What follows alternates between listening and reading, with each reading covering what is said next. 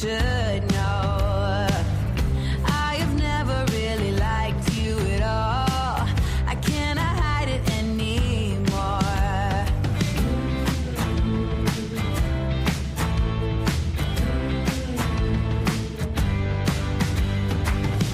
I've been thinking about the future, trying to forget about the past. So many ways that I could change for the better.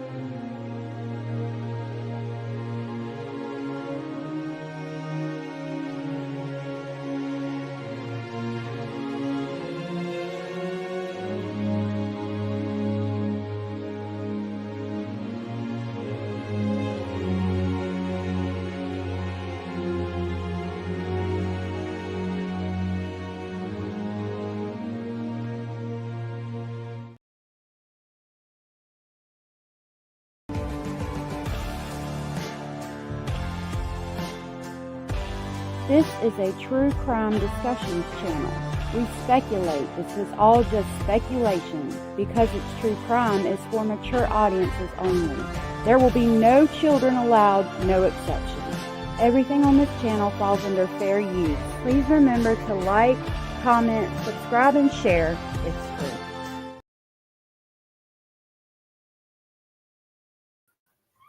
Hey, y'all. Happy Thanksgiving, everybody. I hope you're having a good Thanksgiving. I am currently cooking. Still probably got about 2 hours before my stuff should be done and ready. Hey, Teresa and Anders and Eek and Anna and Jenny Jen and Sarah Lee. Hey, y'all. If y'all would please say a prayer for Jenny. She's got some things going on in her family right now. So please say a prayer for her. I wanted to do today on a lighter note. Maybe we could have some laughs. Some stuff's not going to be funny. It's just going to be really weird. But some stuff is going to be kind of funny. I don't plan on staying on too long because I am cooking. And I will get some stuff pulled up. First, I will go ahead and start with an article, and then we'll get into some videos. Sarah said, I'm sad. I went to one of the churches giving out dinners and they were out. So me and my dog came home and we're going to make something. I just don't know what yet. Oh, Sarah. Hey, Sinner. Thank you so much for being here. Happy Thanksgiving to you as well. Sarah, I'm so sorry to hear that, love. I hate that you're having to deal with that. If you were anywhere near me, I would invite you over to come have something to eat with me. I was up last night. I made 2 pumpkin pies, 2 pumpkin cheesecakes. I'm making mashed potatoes, homemade macaroni and cheese. We, of course, got the turkey. I started that marinating last night. I'm waiting for this article to come up.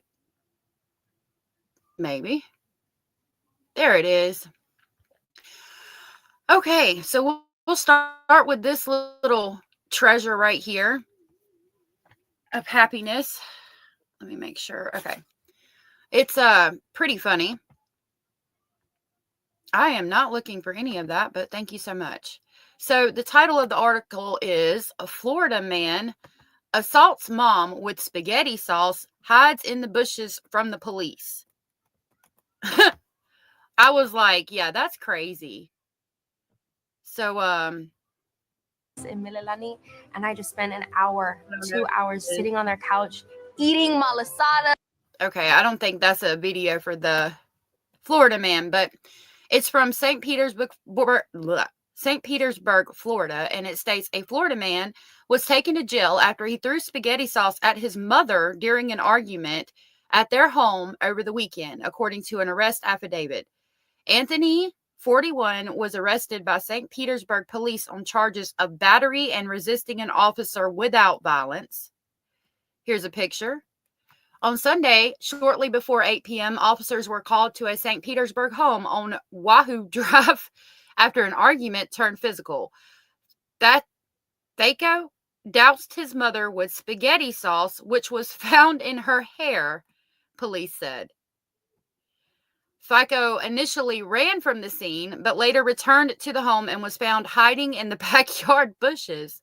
An officer yelled at him, "Police, show me your hands," and Thako tried to run off again, but he was caught and taken into custody, officials said. He was booked into the Pinellas County Jail and released the next day. So I thought that might be a good one to talk about for Thanksgiving. Since it had to do with food. Oh, Teresa, thank you so much. I hope you have a wonderful and blessed day. I hope everybody out there has a wonderful and blessed day. Did the dogs? Oh, no, I don't think so. That was so nice of you, Teresa. Thank you so much. Oh, this is a stream. I'll get to what we're going to talk about in just a second. I was watching this stream by our friend Zio Sandra Firelight talking about fair use in question, Twitter copyright dispute from At Night Private Intelligence. I was listening to it on 2X. You guys should go check her out. That's a really interesting stream. And I think it raises some questions that we all have in reference to that. And that's all I'll say about that. So with that, we can get into some videos that I found about crazy news going on. Hey, bad girl. I want to show you guys this first short, and I'm going to have to mute the noise, but it's playing the song, by Afroman. It goes, I was going to get up and go to school, but then I got high. So you can imagine that playing. See, we see the police busting the door in, right? Now look in the window. Look at that man. He's firing up a blunt. He's like, I'm just going to sit here and wait for the police to get here. I thought that was funny. This is interesting. I wanted to share with you. It stated that while chewing down trees, beavers pause to hear any cracking. If it's quiet, they continue. And if it gets too loud, they move. So you can see them pausing to hear. I just kind of thought that was interesting. All right. So with that, we will go down into some actual news articles now. I thought that was weird. The girl got a picture in her hair. Okay. What is this one? I saved quite a few.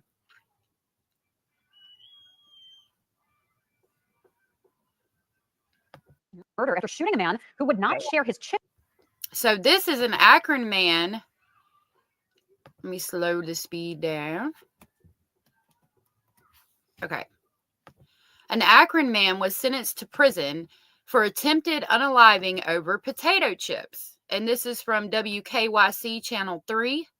So let's see what this story is about. In Akron, a man has been sentenced to prison for attempted murder after shooting a man who would not share his chips with him.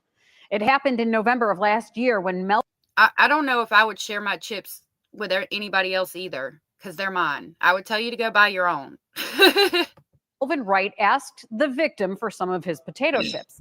When the victim refused, Wright followed him and shot him. The victim survived. Wright was sentenced to 9. Thank God he survived. I don't understand why you had to follow him and shoot the man. It says that the victim survived and he was sentenced to 9 to 12 years behind bars. Zayo asks, is everyone in a food coma? Not yet. I'm not. I'm still cooking. 9 to 12 years behind bars. So that was another crazy news article.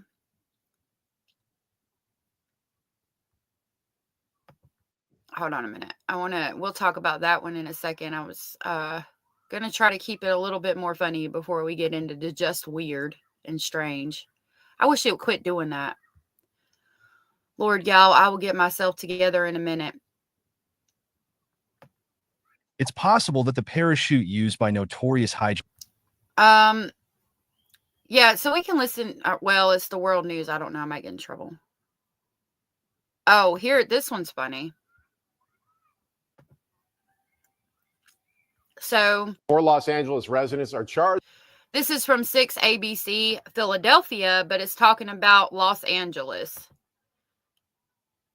I found this one kind of hilarious.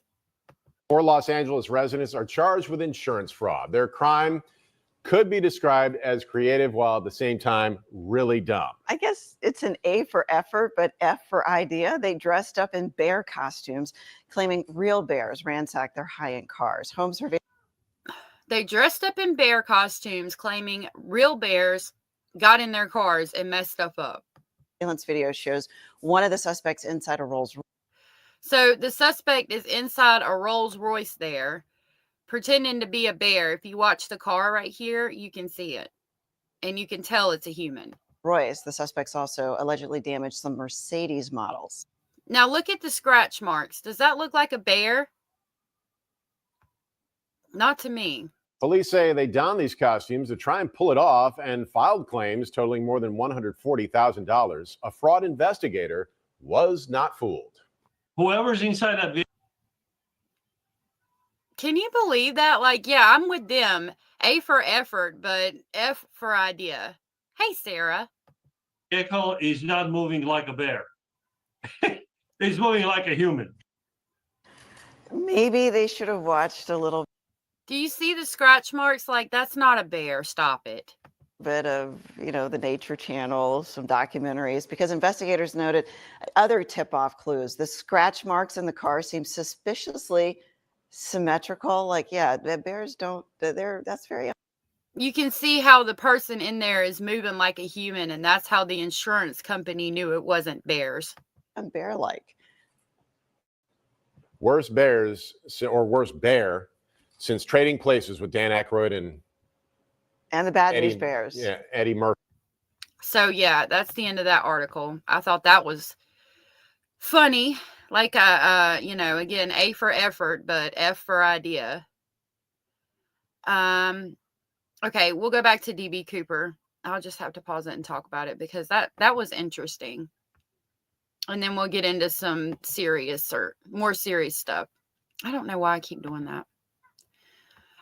I wrote this one. This is from the World News. Please give them a like and subscribe.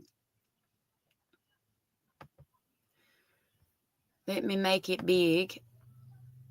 And It's possible that the parachute used by notorious hijackers. It's titled DB Cooper Case, New Clue Breaks 53-Year Mystery. DB Cooper to escape from a plane carrying $200,000 has finally been located.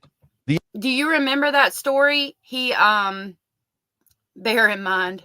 Hey, Liddy. Yeah, Liddy. Hey, it's good to see you, love. Yeah.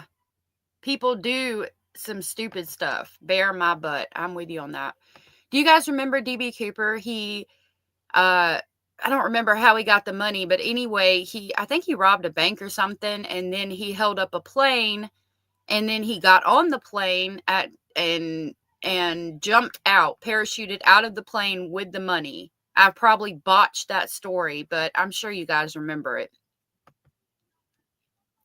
The FBI has long been baffled by the mystery surrounding DB Cooper, the guy who jumped out of Northwest Orient Airlines Flight 305 with thousands That's the money they found later. of dollars in cash after giving a stewardess a note demanding the ransom. After Richard Floyd McCoy II's children approached YouTuber Dan Grider in 2020 with potential proof, the FBI started investigating the matter informally some 10 years later.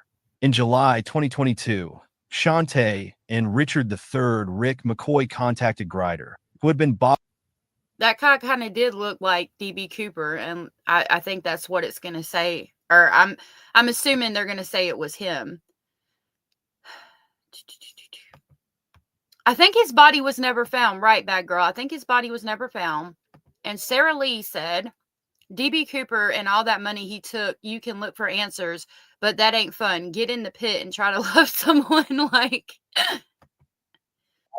bothering them intermittently for years while doing his own inquiry, and invited him to the family's home in North Carolina following the death of their mother. Grider told Cowboy State Daily that he believes Cooper used a modified military surplus bailout rig that was found in McCoy's mother's storage. He remarked, "That rig is literally 1 in a billion." Although McCoy's children concur that their father might have been Cooper, they held back from sharing their theories until their mother passed away because they thought she had assisted her husband in his crime. Oh, wow.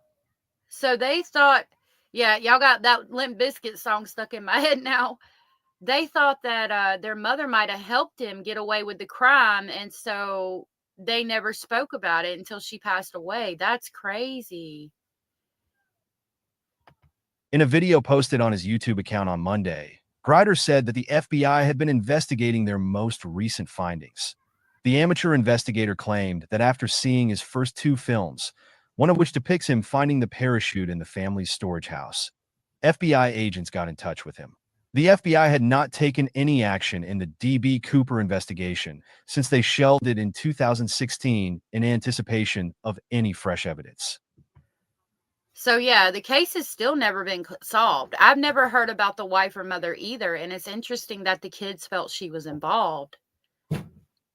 According to the flight instructor, FBI agents met with him and Rick in order to confiscate the harness and parachute. They also showed interest in a logbook that Shantae discovered that was connected to Cooper's hijacking over Oregon and a Utah hijacking that McCoy was found guilty of months after the Cooper case. The encounter was also attended by Grider's acquaintance, retired airline pilot Laura Savino, who told Cowboy State Daily that the agents were professional and stoic. It was obvious they were taking it seriously, given that they had asked for the meeting, she stated. Earl This is, I mean, yeah, it's 53 years old, y'all. Like, this is crazy. I'm surprised I hadn't heard about this before now. Kasi, who owned and supplied the chutes before the 1971 crime, has extensively documented the special modifications the chutes underwent in the Utah hijacking, according to the Grider and McCoy children. Grider believes their hunch is that the parachute was used in the Cooper hijacking since the FBI has not yet returned the evidence. A month later, Rick received a call from an FBI agent requesting permission to search the family's property. According to Rick, dozens of agents swarmed the southern property, searching every nook and cranny. So, I mean, that would tell me that they feel pretty confident in the fact that it's their father. So, I guess we finally know who D.B. Cooper was. Grider and Savino saw and recorded the search from a distance, which lasted almost 4 hours, according to Cowboy State Daily. Although Rick has given the FBI DNA samples, the organization has not yet informed the McCoy family of any new information on the case. For years, detectives have been speculating about McCoy, and many think the late man, who passed away after breaking out of jail, is the renowned hijacker. Many people think this is because McCoy committed a nearly identical crime in Utah only 5 months after the Cooper heist. After Oh, wow. I thought he died with the money. demanding $500,000, McCoy leaped off a United Airlines aircraft over Utah in April 1972. He was taken into custody by the FBI within 72 hours after a witness who worked at a roadside eatery remembered selling McCoy a milkshake soon after the crime, and fingerprints found on the note matched.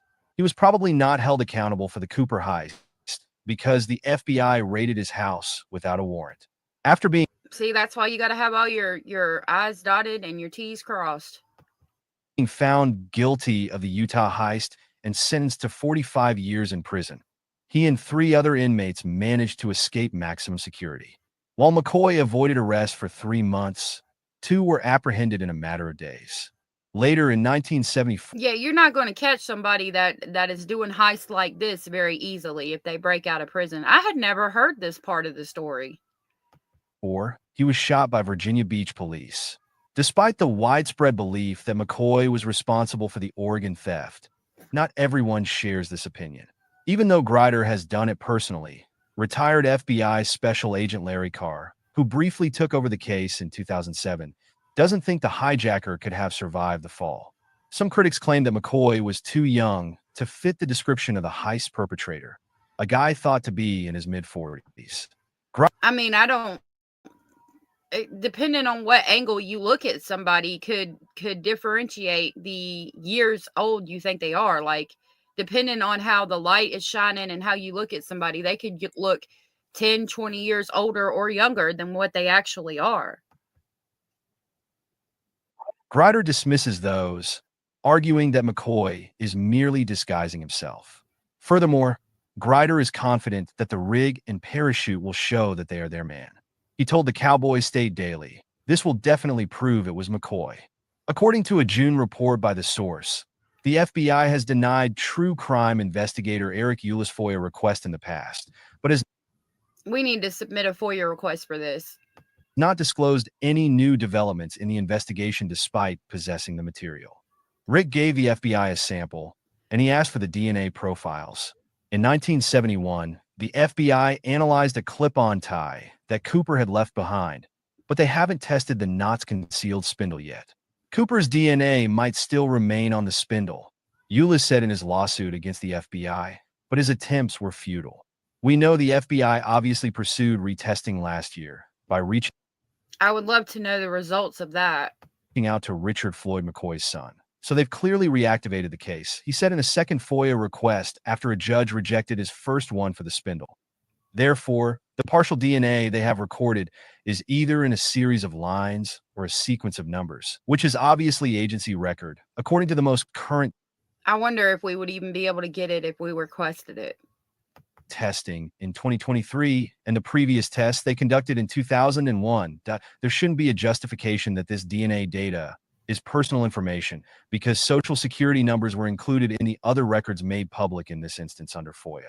He said, I've done a lot of heavy lifting in this case over the last several years. Yeah, that's the man who would know all the information. DNA testing is the only way to solve this matter definitively. I agree 100%.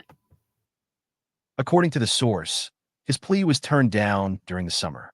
Ulis thinks Pittsburgh, Pennsylvania engineer Vince Peterson is the enigmatic hijacker.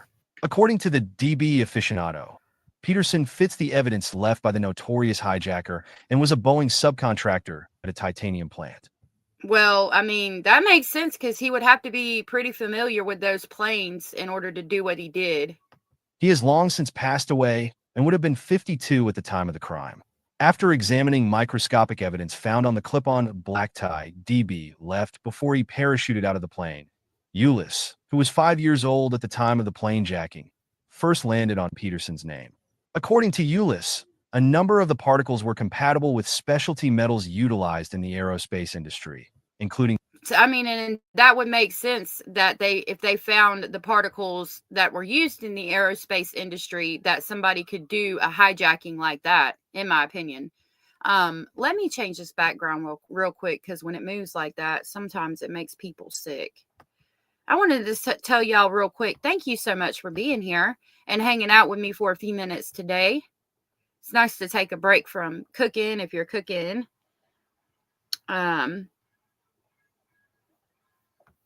was reading your comments real quick. All right, now we're going to get into some more serious stuff. This one is just weird. This is from Law and Crime Network, and it's titled, Woman Unalived Dad with an Ice Axe in Meltdown Over Trump Victory. Y'all. Like, it's not A that Seattle woman allegedly bludgeons her. It's not that serious. It's not that serious. So again, woman killed dad with ice axe in meltdown over Trump victory. A Seattle woman allegedly bludgeons her father to death with an ice axe after he refuses to turn the lights off in their home. When police arrive on the scene, she's disheveled and covered in blood, later telling first responders, quote, "It needed to happen today." Before all this, she was a manager at Jeff Bezos' aerospace manufacturing company. Oh, really? A manager for Jeff Bezos. I'm just going to leave that right there. But she told investigators this month's election results pushed her over the edge. So much so that she attacked her father, sat alongside his body watching him die, and later clapped out of happiness when first responders arrived to the scene. Jesus! Mary and Joseph, ma'am, get it together. Sierra Gillespie, and this is Law and Crime News. We're taking a look today at a really tragic case out of Seattle, Washington. This is our suspect, 33-year-old Corey Burke. She was already kind of in the public sphere before all of this because of her marriage to transgender writer Samantha Lee Allen. You may know Allen as the editor of the Condé Nast transgender news publication called Them, or as the author of Real Queer America, LGBT Stories from Red States. Burke also had a high-profile career working as a training program manager at Blue Origin, which is Jeff Bezos' spacecraft company. But on November 5th, election night, all that changed when police were called to her $800,000 home on the southeast side of Seattle. Neighbors called the police reporting that Burke broke all the windows in her house and was causing a disturbance. When Seattle officers arrived, there were large amounts of glass shards in the front yard and driveway of the home.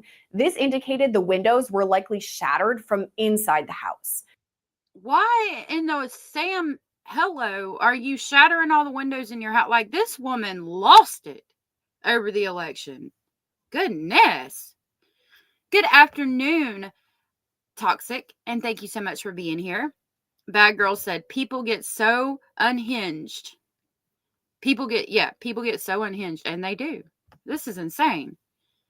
According to court docs, as they approached the residence, they heard a loud clapping sound from inside. That's when officers came face to face with Corey Burke, who was covered in blood. Officers later described her appearance as disheveled, saying her hair was matted in the back, and in the front, it was stuck to her face with blood. A responding officer reported Corey appeared to have a light layer of blood on the right side of her face, on her cheek, under her eye, and onto her nose. She also had a line of blood on her lower lip that was thicker and chunkier. This next part is a disturbing description. I'm going to give you a trigger warning. Sarah Lee said crazy people do crazy things and we shouldn't question why, because the answer is they can and they're crazy. Yeah, I agree. The officer wrote, quote, "The blood created a lip liner effect of blood just inside the curve of her lower lip. This is also where the hair from her head was stuck to the blood on her lip." Beyond that, Burke had scratched. Y'all, this woman made she's rubbing it on her lips, she's busting the windows out, she's covered in blood, she did it with an ice axe up close and personal, she is clapping when they arrive, when the first responders arrive. This woman, how do you have a job as a manager in such a high position, married to a woman that has also a high position, but yet you're this unhinged? Scratches on her left hand and fingers. She was wrapped up in a blanket. When officers approached Burke, they asked what the clapping noise was. And Corey reported to Officer M. Roy that she had been clapping inside her home because she was happy, so she started clapping. She then told Toxic said just thicker and chunkier because she was biting him. That's possible too. Maybe she didn't use it as paint. Maybe she was biting him. This person is unhinged. Zayo said, whoa. And Bad Girl said, sounds like she was suffering a mental illness because this is crazy. Right. But like, how are you holding such a high position and such a well-paying job? And you're this unhinged. Toxic said the case file for this is in As the Gavel Drops Discord if you guys are interested in that. Told officers she wasn't sure how she'd broken the windows in her house or where the blood on her face came from, but she did say officers were not allowed inside. At this point, officers decided Burke needed to be seen at the hospital. According to court docs, they planned to detain her under emergent detention of the Involuntary Treatment Act. Yeah, I would 5150 her ass too, with the quickness. Basically, Burke's current state was off, and officers felt she couldn't care for herself and may be a danger to herself or to others. You think? Hey, True Crime Addict. Thank you so much for being here. True Crime says, I made it. Happy Thanksgiving, everyone. Happy Thanksgiving, True Crime. And then Itchy Witcher's Horse Rescue said, we call that knucking butts. No doubt. Happy Thanksgiving again, everybody. Thank you guys for being here. I'm so thankful for you guys that come here and watch my videos and hang out with me and talk to me. I really consider us like a little family over here. And I really wanted y'all to know that I'm thankful for you. And I'm thankful for the time we get to spend together every day. And I really do look forward to it. As Burke was taken from the scene in an ambulance, neighbors approached the police, telling them Burke's father, 67-year-old Timothy Burke, also lived in the home. Neighbors reported that Tim, quote, had a list of medical issues. They also reported that Tim did not leave the home often. This info concerns the officers, so they entered the home in what they called a community caretaking capacity, basically to make sure Burke's dad was inside and safe. In a lower level bedroom, officers located the body of an older white male lying face down on the carpeted floor. This man, later identified as Timothy Burke, was unconscious and had cuts on his left side, back, head, and ears. He also had what appeared to be a bite mark on his back. Once upstairs, police found a silver and blue ice pickaxe laying on the floor. The axe had blood on it, and soon officers determined it's what Burke likely used to murder her father just before they'd arrived. This is a really tough story to talk about, but I think it's one that's important to tell. And one of the reasons we're able to do that is because of our sponsors like Oatly. Okay, hold on. Oatly is a free all-in. I'm not. Okay, let's go back to the story. Hold on just a minute. Okay. With our link odoo.com/LCnews7 to try Odoo for free. Later, Burke told investigators she knew, quote, it needed to happen today. She told investigators she had been reborn near her birthday, which was October 25th, and that she knew there was something important about Election Day. Burke also noted that she was overwhelmed, saying she was working to set boundaries with her father about his emotions. About this, she said she wanted to help people change their attachment to their parents. She stated that she herself felt hyper-focused and disorganized when it came to her own attachment to her father. Here's where things get really intense, though, and this is a direct quote from the affidavit. She then began to cry, saying she was upset because she thought she had acted too soon. Corey stated that tonight, when her father started arguing with her about the lights being shut off, that she just freaked out. Corey whispered to me, will it help? I responded with yes. Corey then whispered, I killed him. Burke told officers she was triggered when her father refused to turn off the lights, and she was I don't understand. Like, setting boundaries and unaliving are two totally different, drastic ends of a spectrum. Lindy says killing your own father is beyond crazy. Right. Sarah Lee said, allegedly, I love that you are appreciative of so many creators nowadays are just not some of them are. Okay, hold on. I love that you are appreciative. So many creators nowadays are just not. Some of them are just mean. So I appreciate that you appreciate us. Aw, you'll make me cry. You're so sweet. I do. I appreciate y'all hanging out with me and talking to me. I really do. And thank you for the compliment. That was super sweet. Toxic said the pick R was used for climbing mountains. Oh, it's one of the pickaxes for climbing mountains. Okay. Hey, Cozy. Thank you so much for being here. Oh, good question, bad girl. Was politics just an excuse? It's very possible. was upset about the election results, saying, quote, well, now the president is going to be Donald Trump. Burke admitted to using an ice axe to kill her father, later saying she had to choke him, quote, and it was really hard, really effing hard. At some points, Burke says she felt she wasn't going to be able to choke him, so she bit him. The next part is also a direct quote from the affidavit. So again, that goes back to what Toxic said, who has the documents and As the Gavel Drops Discord, talking about the chunks and blood on her lip was from her biting him. And it was. Goodness, like, how much hostility can you have for your own father? My good Lord. And it's chilling to say the least. Quote, Corey stated that once her father went limp, she felt better. Corey said that she then hit him with the ice pickaxe in the head several more times. Corey then sat next to her father and watched him until she saw that he was not breathing anymore. Corey then went upstairs and broke all of her windows in her home as an act of liberation. After all this, Corey Burke was charged with first-degree murder. So this case is definitely a puzzling one with lots to unpack. And for that, we're turning to former prosecutor and criminal defense attorney Matthew Mangino. Matt, thank you so much for coming on with us today. Thank you, Sierra. Okay, so on Law and Crime, we obviously cover a lot of murder. It's kind of what we do. But I rarely cover murders that have to do with an ice axe or an ice pick. That jumped out to me right away about this story. What were you thinking? Sarah said it could have been an excuse or just a spark to the powder keg that was building up. Liddy says zombie virus. Who knows?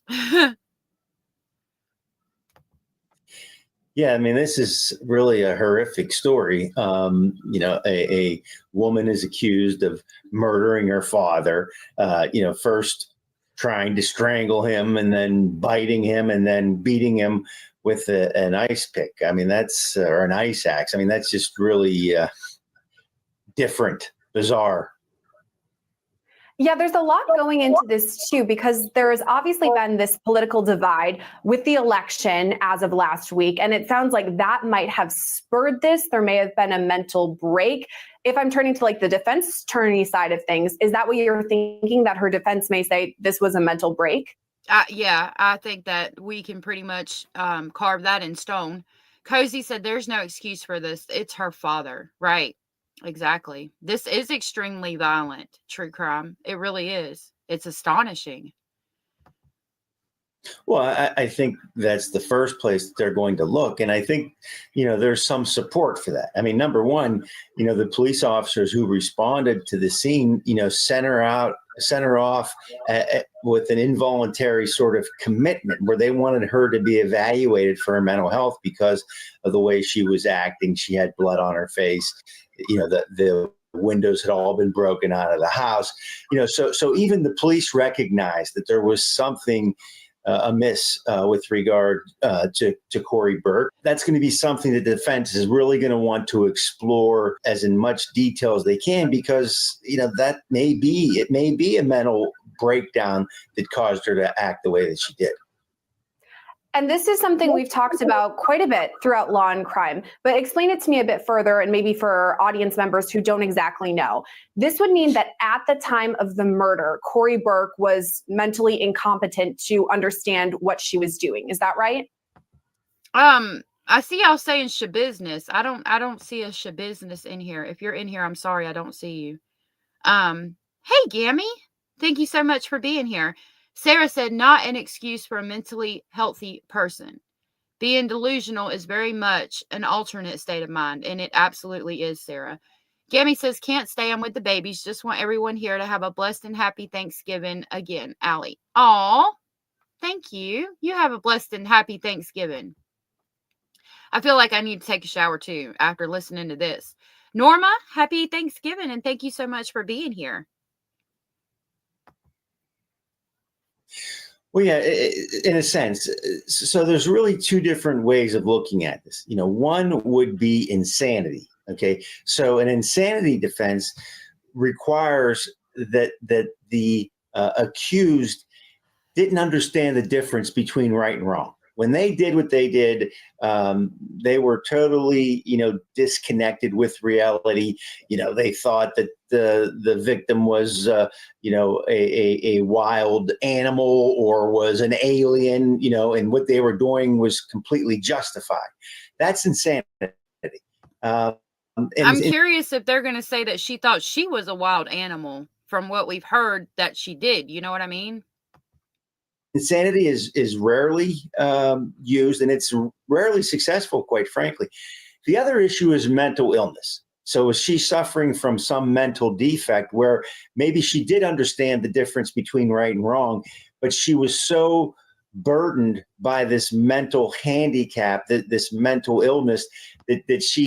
Oh, yeah. Okay. You're talking about the Taylor Shabusiness case. Okay. I know what you're talking about. I think that was the girl that like had the head in the bucket, right? Of her boyfriend, if I'm remembering correctly. It is bullshit. She acted out in a way that, she knew was wrong, but she couldn't sort of control that impulse. The difference between the two, and in some states they have, for instance, a plea of guilty but mentally ill, which has its own sort of set of guidelines in terms of sentencing. The other thing about mental illness is that it could be a mitigating factor when it comes time for sentencing. It may not justify the conduct, and it may not eliminate responsibility for the conduct, but it might impact how harshly you penalize somebody for acting who was acting under a mental health issue. Toxic says Shabusiness is the perfect example of unhinged, but there was Ruggs involved in that case, correct?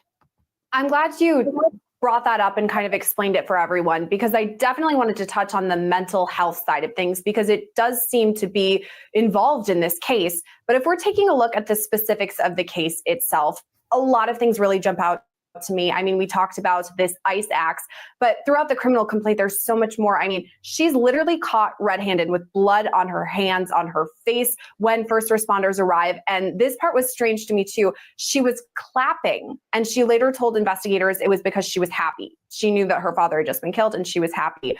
What do you make of that part? I mean, I think that it's definitely indicative of a mental break, but insanity, I don't know. Like, as you're referring to the Shabusiness incident, there was rugs involved, so it's easier to say that it happened because of the rugs, possibly a bad batch or something. This one is different because she was high up in her job. She seemed to function normally. She wasn't on rugs from what I'm gathering. So this is just a mental breakdown, or literally just an unhinged person, in my opinion. Well, yeah, again, I think that goes directly to her mental health and, possibly even her sanity. Because, again, someone who's insane doesn't understand the difference between right and Why are we wearing aluminum foil? wrong. So a reaction like clapping and saying this is something that had to happen, may actually go to her sanity. I mean, she talks about, this was liberating and this is something that had to happen. And when she broke all the windows out of the house, that was liberating. In fact, if you look, as I'm sure you have, at the affidavit in this case, she even sits there with him after she assaults him, and he's still breathing, and she sits there and waits for him to die. I mean, so this is really unusual conduct. And, does it rise to the level of insanity? Because I think that's something that really has to be explored here. I almost think it's kind of a no-brainer that this is a mental health problem. This is the woman who's in the throes of some mental breakdown. But does it rise to insanity, I think, is the issue that has to be explored here. Yeah, and that's my issue with it as well. I don't know if it would be insanity, because I think it's more of a mental breakdown. Liddy said meds are rugs, and I agree.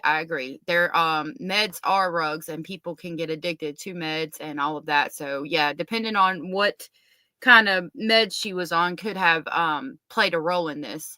She was not found insane, thank goodness. Cozy said she should have used that aluminum foil to make herself a hat. Aluminum foil for the aliens. Yep.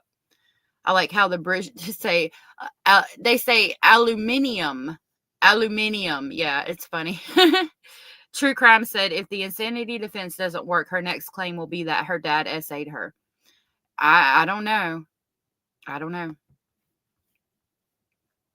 You brought up something that was so stark when we were going through the affidavit, in that she attempted to kill her father. And as he's laying on the floor dying, she went up to him and waited for him to die, almost as if she wanted to completely get this job done. She was going to kill her father one way or another. Is that something prosecutors would highlight to the jury? Because it is something so severe. It's her own father that she allegedly murdered. Yeah, I mean, there's two sides to every story. And so the prosecutors are going to look at this and say, hey, this is really cold. I mean, this is real malice. She sits there while he's gasping for air and waits for him to die. So certainly she had the intent to kill, and she did it in such a manner that it was, horrendous and outrageous. But on the one hand, is that really showing malice in someone who has a hardened heart, or is it showing someone who has severe mental health issues, or maybe even be insane at the time this occurred? I agree. It does show a lot of malice, but again, is that going to be attributed to the mental health aspect of this? Because would she have that malice if she wasn't suffering a mental breakdown at the time? Bad Girl asks, is there anything about her mother? I haven't heard anything about her mother, and I'm curious to know as well.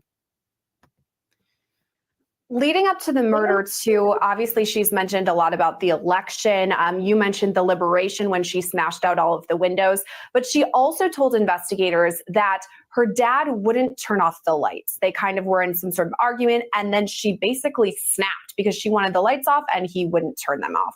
We hear about this word a lot, snapped. I mean, there's that TV show, Women Snap and Kill Their Husbands. Is this something that the defense would bring up in court, that she may have just snapped?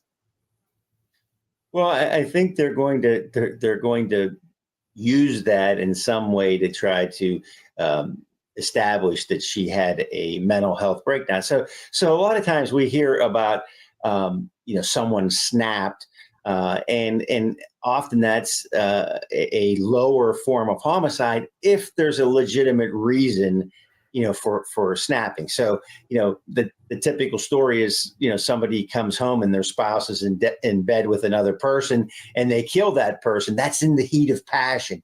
Okay, so that's more like a manslaughter charge than a murder charge. Because someone wouldn't turn the lights out is not going to rise to the level that you were in the heat of passion. I mean, it's not a normal reaction to kill somebody because they wouldn't turn the lights down. So I don't think that heat of passion is going to play a role in this case. But I would question it though, because I mean, she's very passionate about this election result from what I understand. So it could be a heat of passion type thing. Oh, yes. If you guys don't mind, please hit the like button. I know Eek said that she did earlier. It really helps me out and helps us get out into the algorithm. I really appreciate it. But it is a strange scenario when you talk about throwing in the election and that Donald Trump was obviously going to win, and she was distraught about that. I don't know where all that leads. We've talked a lot about her mental health status, which I'm sure the defense is going to take a look at prior to all this, what she's experiencing now and her history. But if we're talking about the rest of her history, she is an intelligent woman. I mean, she works for this spacecraft company that Jeff Bezos created. Obviously, this is a smart lady who we would assume would know the difference between right from wrong. Will all of that be factored in as well? Well, I think it will be factored in, and again, what I think is important as you read through the affidavit, the police said that, she was disheveled, that her hair was kind of matted, which means that maybe she wasn't taking care of herself, physically. What is her history? So again, that's going to play into the mental breakdown and snap if she isn't taking care of herself physically at the time the crime happened. She's extremely stressed out, and it would again go to a mental breakdown. Was she taking medication? Did she stop taking her medication? Was she in treatment? Did she stop going to treatment? So there are so many, aspects to this that have to be, and I'm sure are going to be thoroughly explored. But I think right at the outset, when you look at this case, a disheveled woman who hasn't been taking care of herself lately, who, snaps over the light switch or the election and brutally murders her father, these are not the typical reactions. These are not normal reactions, and no one would suggest that they were.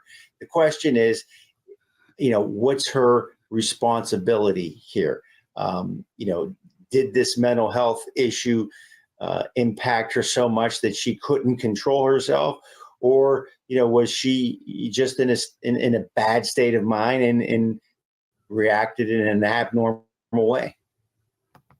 Bad Girl says, sound like she used that as an excuse. She had been thinking and wanted to unalive him. True Crime said, poor Trump gets blamed for everything. He really does. Poor little lady didn't brush her hair. Must be a mental break, right? One of the reasons I like talking to you, Matt, is because you have experience on both sides, the prosecution and the defense. So I'm going to ask you about both of these things. What do you think the next steps are on both sides? Well, the next step obviously is going to be, some sort of preliminary hearing, probable cause hearing, to determine if there's sufficient evidence for the case to go forward. She's made admissions here, so that's not, I think, going to be a factor. And we know that the father was sort of homebound, so it wasn't, as though someone else was a caretaker and harmed him in some way. But what's going to happen right at the outset is, I would think, from the defense standpoint, is they're going to want to have a mental health evaluation, and they're going to want to explore her history. Hey, if there is any of mental health problems, they're going to want to look at everything. If I were the defense, I want to see, how, was she productive at work? She had a good job, as you said, for 5 years. Had she had any issues recently? Was she still employed? Was she on some sort of leave? Was that leave precipitated by some sort of mental health issue? So Hey, Rich Buddy, and I agree. I hope so too. I almost pushed the wrong one. I was trying to mute and holler to my husband, but I pushed pause and almost hollered in y'all's ears. There's so many things that need to be looked at. What was her mental health care? What was she doing? These are all, when I represent a defendant, I want to know everything I can about their life, because I want to be able to go to the prosecutor and talk about this human being, this person, not this file number, a person who committed a heinous crime. So I'm sure the defense is going to jump on this and get as much information as early as they can for presentation to the prosecution. So you mentioned the prelim. That's something we'll definitely keep an eye out for moving ahead. But right now she's being held on $2 million bond, which is a pretty large number, pretty substantial. Mm-hmm. What do you make of that? Do you think that was the right number?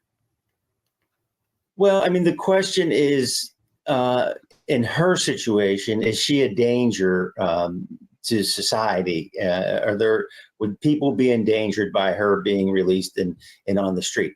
Whether she's a threat to flee, I don't know if that's the case or not. That you'd have to look into that in more detail to find out her background. But in some states like Pennsylvania, where I practice, if you're charged with first-degree murder, you're not entitled to bail. So you don't get any bail at all. You just sit there until your trial is resolved. Now, she has a $2 million bond. In order to get that, she'd probably have to put up $200,000, and she's not getting that money back, or her family. So, and the fact that a family member is a victim might alienate you from other family members who might have otherwise tried to help you. So it puts her in a difficult position to make bail. One thing's for sure, this is a heartbreaking case that we're going to want to follow and see where it leads. For what we know right now, thank you so much, Matt, for breaking it down for us and giving us some insight. Okay, so that was a political case, so I allow politics in the chat. I'm going to have to ask everybody to not talk about politics now. I don't mind when we're talking about politics, and politics was involved in that case, but now we got to stop talking about politics because I really don't want to start a war. So I just wanted to put that out here. Thank you, Eek, for trying to help me with that. Okay. Whoa, that's not what I clicked on. Let's not do that right now, please and thank you. Why did you do that, computer? Hold on just a minute. Oh my goodness gracious. My computer is having a seizure.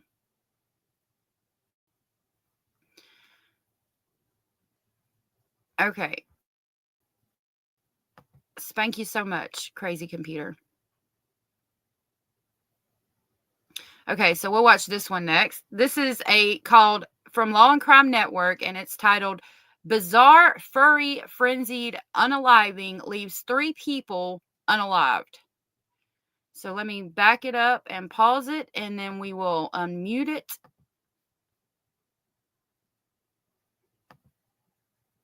Eek, don't be upset, love. I appreciate you trying to do that. I appreciate you trying to help me with that. I was just allowing it because we were talking about politics. You were good. You were right. And I appreciate it. Oh, Eek. Thank you, love. Eek just gifted 5 memberships. If you guys were gifted a membership from Eek, please tell her thank you. Thank you, Eek. That was super sweet. Thank you so much.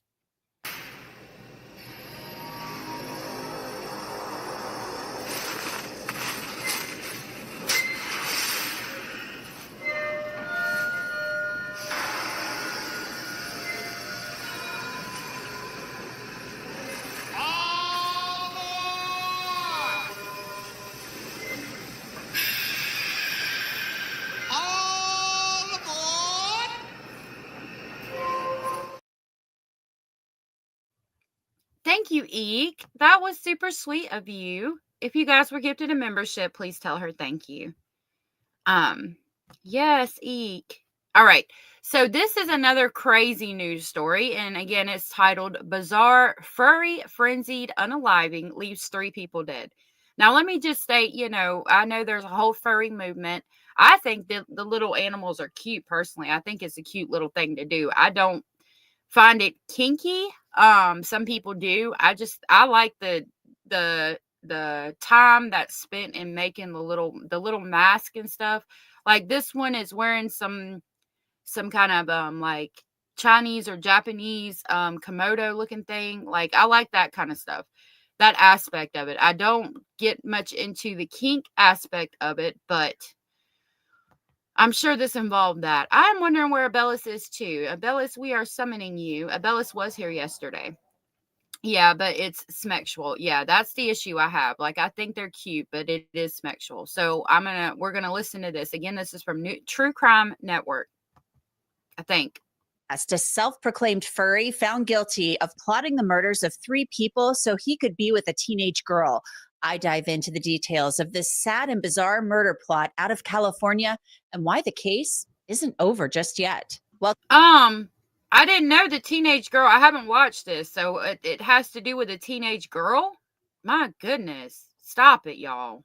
Stop it right now. Welcome to Crime Fix. I'm Anjanette Levy. This case goes back to 2016. It's bizarre, but more than that, it's incredibly sad. 33-year-old Frank Felix has been convicted of helping plan and carry out the murders of 3 people, including a mother and stepfather in Fullerton, California. It all began when Felix met Jennifer Goodwill Yost's 17-year-old teenage daughter at a furry convention. First of all, you might know what a furry is, and then maybe some of you don't, so let's talk about that. Furries are people who like to dress up as animals or creatures. The furry fandom is a global phenomenon. Hundreds of thousands of people identify as furries, and they've created their own subculture worldwide. The furry community is made up of artists, gamers, and role players, and this online community is local and international with dozens of conventions held annually. Now, Felix, I had to walk away for a second to check my water that I'm boiling for my noodles. See, look, like this one, I think that's really pretty. I like the pink on this one. I like the hair on this one over here. I like how it's got hair at the top. Like, I think they're cute. Look at that one. That one's really pretty. It looks like a fox. But like the whole smexual thing, is local and international with dozens of conventions held annually.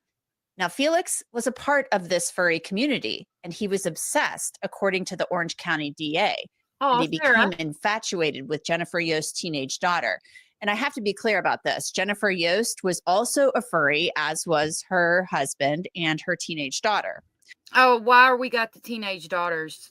See, we got to be careful. Kids think they're cute and fun and whatever. Maybe you could like let them do it at the house, but going to conventions and involving children when you know there's a smexual aspect to it's probably not the best idea.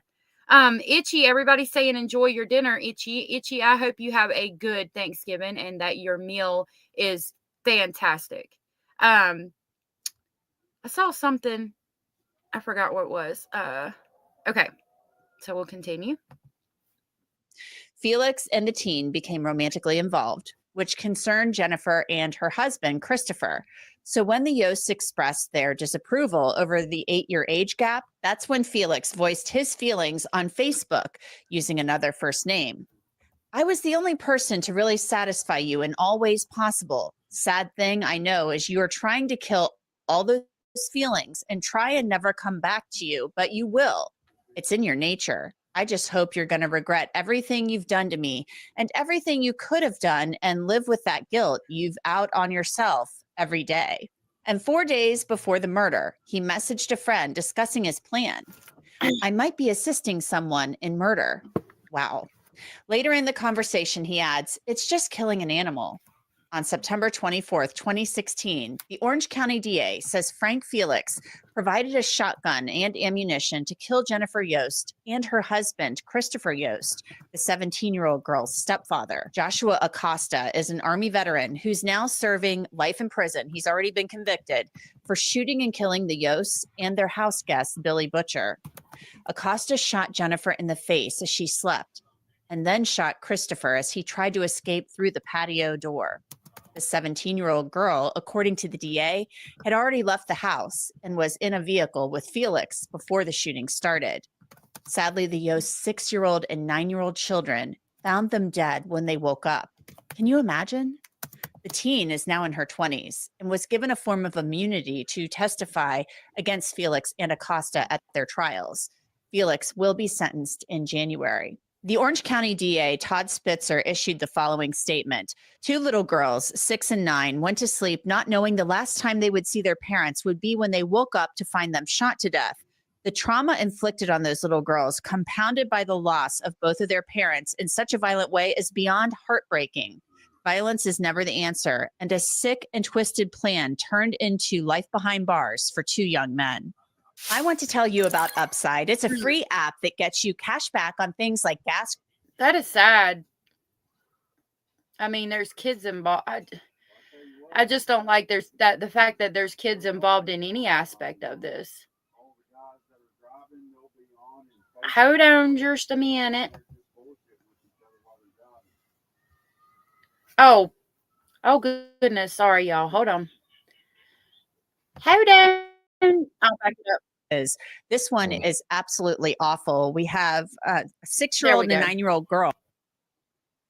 I want to bring in Adante Pointer. He practices law in California. Adante, I feel like we always talk about these just truly horrific cases. This one is absolutely awful. We have a 6-year-old and a 9-year-old girl waking up to find their parents murdered in horrific fashion. Now we have the alleged mastermind convicted of murdering not only Christopher Yost and his wife Jennifer Yost, but their house guest as well. So your thoughts on this case? It's the type of case, if you will, a scenario that you see play out in movies where someone comes into the home in the still of the night and commits some type of atrocities like this. Never did you think it would play out in real life. And it does. And it did, unfortunately, and tragic. Yeah, this is tragic. Now these children don't have any parents.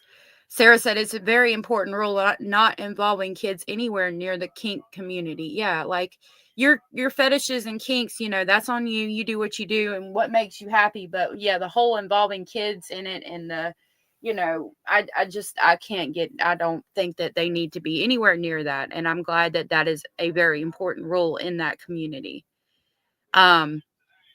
Liddy, okay, I understand. You have a good day, lovely. Sarah said that's what she said. I hope you have a good Thanksgiving, everybody. That's in and out up here. I appreciate you guys stopping in. Tragically here, the type of situation we have is the one that you would expect, that these are the type of people, now that they're convicted, that should never see the streets again, period. And I want to ask you about that because Acosta, the person who was convicted of being the actual shooter in this case, he is already serving life in prison without the possibility of parole. Now, Frank Felix will be sentenced in January. I can't imagine. I mean, he's been convicted of 3 counts of murder with special circumstances. I can't imagine that the judge in this case will not sentence him to life in prison without parole. I don't see it going down any other way. I mean, he's, as you mentioned, at the end of the day, 3 people were killed, all of them innocent, all of them in their home in the most vulnerable of position, all because an adult essentially wanted to be with a minor child who was soon to become an adult. Violence is never the answer. And here there was a gratuitous use of violence. I would bet all my money, if you will, that the judge is going to ensure that whatever sentence is meted out, that he will never see the light of day outside of a prison here in California. He'll spend the Sarah said, but I mean, furries aren't out there like grooming children or anything, right? Most of the time, no. It sounded like this guy being involved with trying to get with a 14-year-old. I mean, just like with any community, it's going to happen. There's going to be an outlier that is into some stuff in every aspect of life, regardless of whether we're talking about furries or somebody at work or somebody in town. There's always a creepy fellow out there trying to groom children. But I don't think that means that all of them are trying to do that. The rest of his life behind gates and bars, and will die there as well, is my prediction. The facts in this case are so particularly strange. And we have a 17-year-old girl. We're not identifying her because she was a minor back then. Oh, And, now she's not. She's an adult. But she, I guess, is in some respects considered a victim. But I'm a little bit, I'm kind of going back and forth on that because she was 17 at the time. She went out to the vehicle, she may have been kind of under this guy's spell and coerced by him, but she was obviously on her way to being 18 years old. She was given some form of immunity to testify at these trials. I don't know if she could still, be charged in some respect regarding this, but it's just absolutely heinous. But he was obsessed with her, according to the DA. He became so obsessed that he orchestrated these horrific murders. I mean, her mother, Jennifer, was shot in the face as she slept with a shotgun by a... Jesus. Eek, I didn't mean to highlight that comment earlier. True Crime says, I've heard of this before. To each their own. Nothing I would partake in. Sarah said that she knows she's not one, but she knows some furries. And yeah. Toxic said, I'm sure it happens though, just like with any community, right? Yep. There's always a rotten in the bunch, right? It is an expensive fetish from what I've heard too. Those things are super expensive. Acosta, and they met through this furry subculture where they dress up as cats. I mean, mostly it's cats, but it's other costumes as well. So talk to me about this aspect of it. This man becoming Oh my goodness, Rich, that's crazy. Obsessed with a 17-year-old girl that he meets through the furry culture. Every parent's nightmare that your minor child somehow comes across a deranged adult who then cajoles, persuades, and essentially coerces them into a relationship that turns deadly. And this is a situation, the furry culture, as you mentioned, people are dressing up as animals, as cats. It's not thought of to be violent in that way, but it turned that way because of the deranged mind of Acosta and what what his co-defendant put together here. And so, although she was 17 and technically a minor, you have to believe that she wasn't so much under the spell that when she heard 3 shotgun blasts go off in her home, and what you would think, given it's a shotgun and the way it was used, that Acosta comes out covered in blood. She knew what had taken place. And if she still, she may have been in panic and fear, but for her to kind of go along with this plot at that point is just jaw-dropping, and it's shocking, and frankly, it's sickening. But I also understand the prosecution likely gave her immunity because who else was going to be there to tell the story? You only had the 2 people involved, the 2 co-defendants, and her. The kids were asleep, and the other 3 witnesses, unfortunately, victims, were dead. So I understand the prosecution was probably in a little bit of a pickle in terms of finding a witness who could tell the story and ensure a conviction. Yeah, I mean, quite the pickle. I mean, this is just horrifying to me. And, we found photographs of the furry costumes. I mean, it's, this is kind of this whole interesting part of this. And I mean, we got like 4 more minutes of this. I'm going to pull up and save to my playlist real quick short I saw that where a girl creates the anime wigs, and it was insane how much it cost. And I'll show you, because y'all are talking about the cost of these costumes. I'll show you that clip next, just so you can get like an idea of what just a wig would cost. I hate to even call it interesting because it's so terribly sad. But the parents were involved in this furry thing too. I mean, they were obviously, the whole family liked doing this, and dressing up in the costumes. It's a big deal. I guess this is what a lot of people do. And I guess Frank Felix was also a brony, which is, I don't know if you know about this, Adante, but I'll tell you, it's where men like My Little Pony, and they're really into it, and there are brony conventions all over the place too. So it's my understanding he was into the My Little Pony stuff too. But it's like they get into these different things, and then they have these big conventions about it. It's just very sad to me that the whole family is involved in this whole furry culture. And then somehow she meets this guy through this and this unfolds. Do you see any way, because there are different forms of immunity. There are different forms of immunity. I mean, all different kinds. There are kind of like blanket immunity deals. Is there a way that the DA possibly charges her in some respect, even though she did cooperate and testify? Well, a part of immunity deals at times is that the person is granted immunity if they tell the truth and if they take the stand and participate fully and completely in the prosecution of the defendants. So, hey, Rubber, I haven't had a chance to reply to your comment, but that was really sweet, and I'm glad that you are my friend too. And you're so sweet. I hope you have a good Thanksgiving. I hope everybody's having a good day. If the DA takes a position that she lied, covered up, didn't participate, then perhaps the immunity deal is broken and they could prosecute her for what her role was in these senseless killings. But that'll be up for the DA as obviously a judge too, because I'd imagine if the DA were to move to try to prosecute her, the first thing her defense attorney would say, they would bandy around the immunity deal and say, hey, she's free from being prosecuted. The DA cannot proceed. So I'm sure that.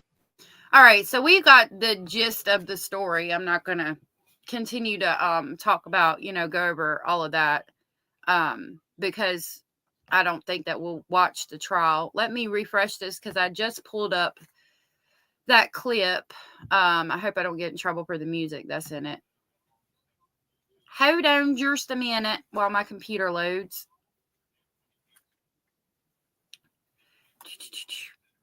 I gotta load the playlist. So what I'm gonna pull up is a man obsessed, a self-proclaimed furry found guilty. Not a man obsessed, but pause. Thank you so much. That clip about the anime wigs that I know of. So this is going to give you an idea of how much one of the anime wigs can cost. And this is just a wig. This is not even the costume. It can take 600 hours. It's insanity. You'd think after doing it for so long, you'd get faster. You don't. My name is Maddie from Las Vegas, Nevada, and I am a cosplay wig maker, making carbon copies of your favorite anime character's hair. It's like really cool how she makes it look like it does in the TV. Like, they're really beautiful. The wig is almost like a helmet. First step is layer it in glue. We move on to airbrushing the wig, turn it into insane shapes. If there's a ponytail, we'll slap a PVC pipe on the back. It's like Lego hair. We are usually booked out by 10 months and go all the way up to. See how it like that's an actual wig, but it looks like how it's drawn in the cartoons. You know what I mean? $4,000, but I think they're worth it. People's reactions are incredible. It costs $4,000 is like the average. Like this one probably costs more because you have like the chopsticks and the stuff along with it, but like $4,000. They are gorgeous. They really are beautiful, but $4,000, like you could buy a used car for that. Cosplayers that I've been looking up to are messaging me and being like, I want one. And I remember like dropping to the floor in my bedroom, like crying, because I was like, oh my God. They're the crown jewel to any cosplay. You quite literally become that character. And I think that's absolutely magical. So yeah, that's just a wig. It's not like an entire furry costume. It can take 600 hours. Sorry about the chewing. Basil is chewing on some paper.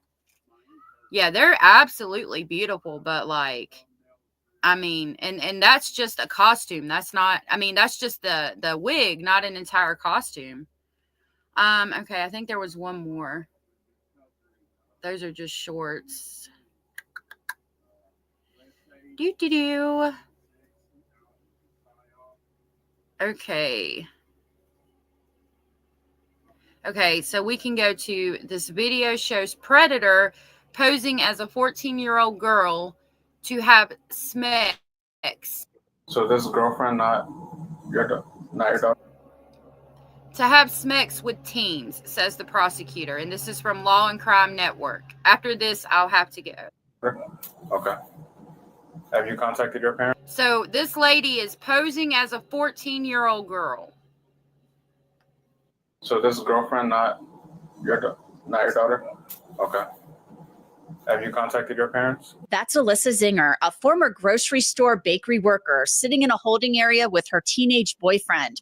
The problem? She was 21 and the boy was 13. They have to do their job. Are you rolling? Oh my God, 21? And the boy was 13? Their job to do. We'll explain everything that's going on in a minute. Okay, you'll understand. I know what they want. They want pictures of her room to see the walls and see, say, oh, this is the room she did it in, and that's it. Do you have anything on you? Zinger faces a number of sex crimes charges. I have the body camera videos not seen until now.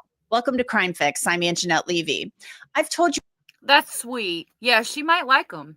I mean, if you get like the outfit to go with it and everything, I mean, you look realistic. Like you really do look like those characters. About Alyssa Zinger a couple of times. She faces serious charges in Tampa, Florida. She's accused of posing as a homeschooled 14-year-old girl so she could have sex with 5 boys who were either 13 or 14 years old. The investigation started more than a year ago in October of 2023. Tampa police said they got a tip that Zinger was having an inappropriate relationship with a boy. A police report said Zinger sent 2 videos of 2 teens, a 14-year-old and a 13-year-old, having sex to other people on Snapchat. The 13-year-old boy told police that he met Zinger on Snapchat. His name is redacted from the document. He said he was on Snapchat when he was 13 years old. He stated the defendant engaged him in a conversation on the social media platform, which was how they primarily communicated through their relationship. He stated they met at the end of May 2023 and dated through the middle of September 2023. The boy stated he believed she was approximately 14 years old and homeschooled. However, he stated she physically seemed older than her age. The boy mentioned an incident back in July where he and the defendant were detained in a store at International Plaza for theft. During that incident, they couldn't locate her information, but did for a 21-year-old female. He disclosed that he and the defendant had been physically intimate, alluding to a sexual relationship. What, ma'am? Stop it. Leave the babies alone. So the boy mentioned that incident in July where he and Alyssa Zinger had been detained at a Nordstrom store for shoplifting. The boy described how he took things from the store. Then the officer spoke to Alyssa Zinger. So this girlfriend, not your daughter? Okay. Have you contacted your parents? Yeah, I can't get a hold of her. Okay. Well, I got to try to contact them. Because how old are you? 14. Yeah, so unless they tell me that I can release them, which I'm sure they will, but Yeah. you read my text. For legality purposes, I mean, if you want to reach out to him just so I could speak with him, just obviously, it's going to come with liability to me if anything was to happen. My parents know I'm with her, so. I understand that. But for my job and my purposes, I need to confirm that because you're a juvenile. So once your parents tell me that they're okay with you going with them, perfectly fine. Okay? Straight to voicemail. I want to tell you about Upside. It's a free app that gets I'm so sorry that your friend had to deal with that true crime, and I'm glad they're doing better now. This is crazy. Like, how long were you going to pretend to be a 14-year-old? Can't reach Alyssa Zinger's parents. But the officer asked Alyssa Zinger an interesting question about whether she has a half-sister. You have a sister named Alyssa? Yeah, a half sister. A half-sister? Yeah. Okay, but you don't have the same middle name, I'm assuming? I don't have anyone else that my dad, my parents are like, I'm with him. I'm going to document that you're going home with them. Okay. I tried to get in contact with your parents. You made efforts. So, like I said, it's just for liability reasons. So you're Alyssa. What's your middle name? I'm just Alyssa Zinger. Just Alyssa Zinger. Okay. All right. Like my mom was already. Listen to him laughing because he knows she's full of shit. Excuse my French. She said, like, my mom is already going to pick me up at his house later anyway. My stuff's there. I'll pick me up at his house later anyway. My stuff's there. So a 21-year-old named Alyssa Zinger came up in the system when the officer looked up the name, and Alyssa Zinger told the officer, "That's my half sister, same name." And the officer that's my half sister, and she's got the exact same name as me. Stop it, ma'am. Stop it right now. And I think she's about to say the officer believed her. Stop it, sir. How are you even a police officer? Sarah said jail or a 6-foot hole in my field. Same thing. Same thing. Yeah, that's where we need to put them. Send the pedos over and we'll put them in jail or a 6-foot hole in the field. You know, either way. believed her. Eventually, the officer allowed Zinger to go home with the teenage boy and his dad. He did believe her and let her go home with the boy and his dad. Stop, y'all. Stop it. All right. So let's say you're gonna go home with. Do you have any questions? No? We're not gonna do this again? Sure? Dad told me you make money and you could spend $100. Alright, man, this is one shot. You get one shot to do this program. After this, there's no more. So let's just make smart choices, okay? Alright, sir. Thanks, guys. Take care. So back to the investigation about Alyssa Zinger. In October 2023, as I mentioned, Tampa police received the tip about Zinger allegedly circulating the video of the boy having sex with a teenage girl. On November 24th of last year, Tampa police went to Alyssa Zinger's parents' home to seize her cell phone. Yes, the detective said nobody can go in the house. Okay. So that's weird because I talked to my lawyer and he says, you guys aren't under arrest. You guys aren't. There's a search warrant for that. She told me she got a search warrant and nobody's allowed in the house. For the phone or for my house? Nobody's allowed in the house. Who is in the house? So that's right. So that's why I came over because, I know it's your house, but we can't let you go in the house. We've been okay. A search warrant for that would be my question, though. To be fair, across the board, if they rolled up at my house, I'm gonna say, do you have a search warrant for the phone or for my house? And if you respond with nobody's allowed in the house, I'm gonna then ask to see the warrant because you're being fishy. Like, is the search warrant state specifically my house or not? It's a simple question requiring a simple answer.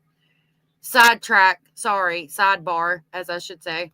And like he knows completely 100% cooperative in every way, shape, or form.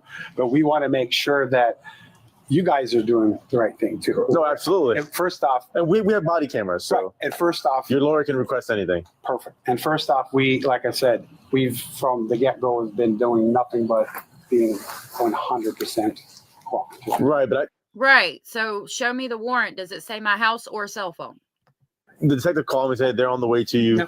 Yeah. They cannot go in the house. Yeah, fair enough. So police wouldn't allow Zinger's parents to enter the home until a detective arrived with a warrant. We're not in the chase. We're not running. So but that's where we're at. I know it sucks. But this situation sucks. Me not going in my home right now, that's the least of my worries. I got a beautiful young daughter that's in this shouldn't be happening. She's got a lot of problems and mental issues and stuff, and it just sucks that I don't know if you have kids, but yeah, we have 2 kids. I have 2 kids. Yeah, you can imagine. I'm sorry to hear that, by the way. Well, I mean, she got messed up with the wrong kid. Even though he's a lot younger, he is. Put it this way: my daughter, my wife works for the federal government, 38 years, never been in trouble in her life, not a single thing. My daughter, the same thing. Me, stupid little shit when I was a kid. But we're good, honest people, hardworking people. And she just she'd never been in trouble in her life for nothing, but she met a kid. And even though he's young, that's why we're in this situation.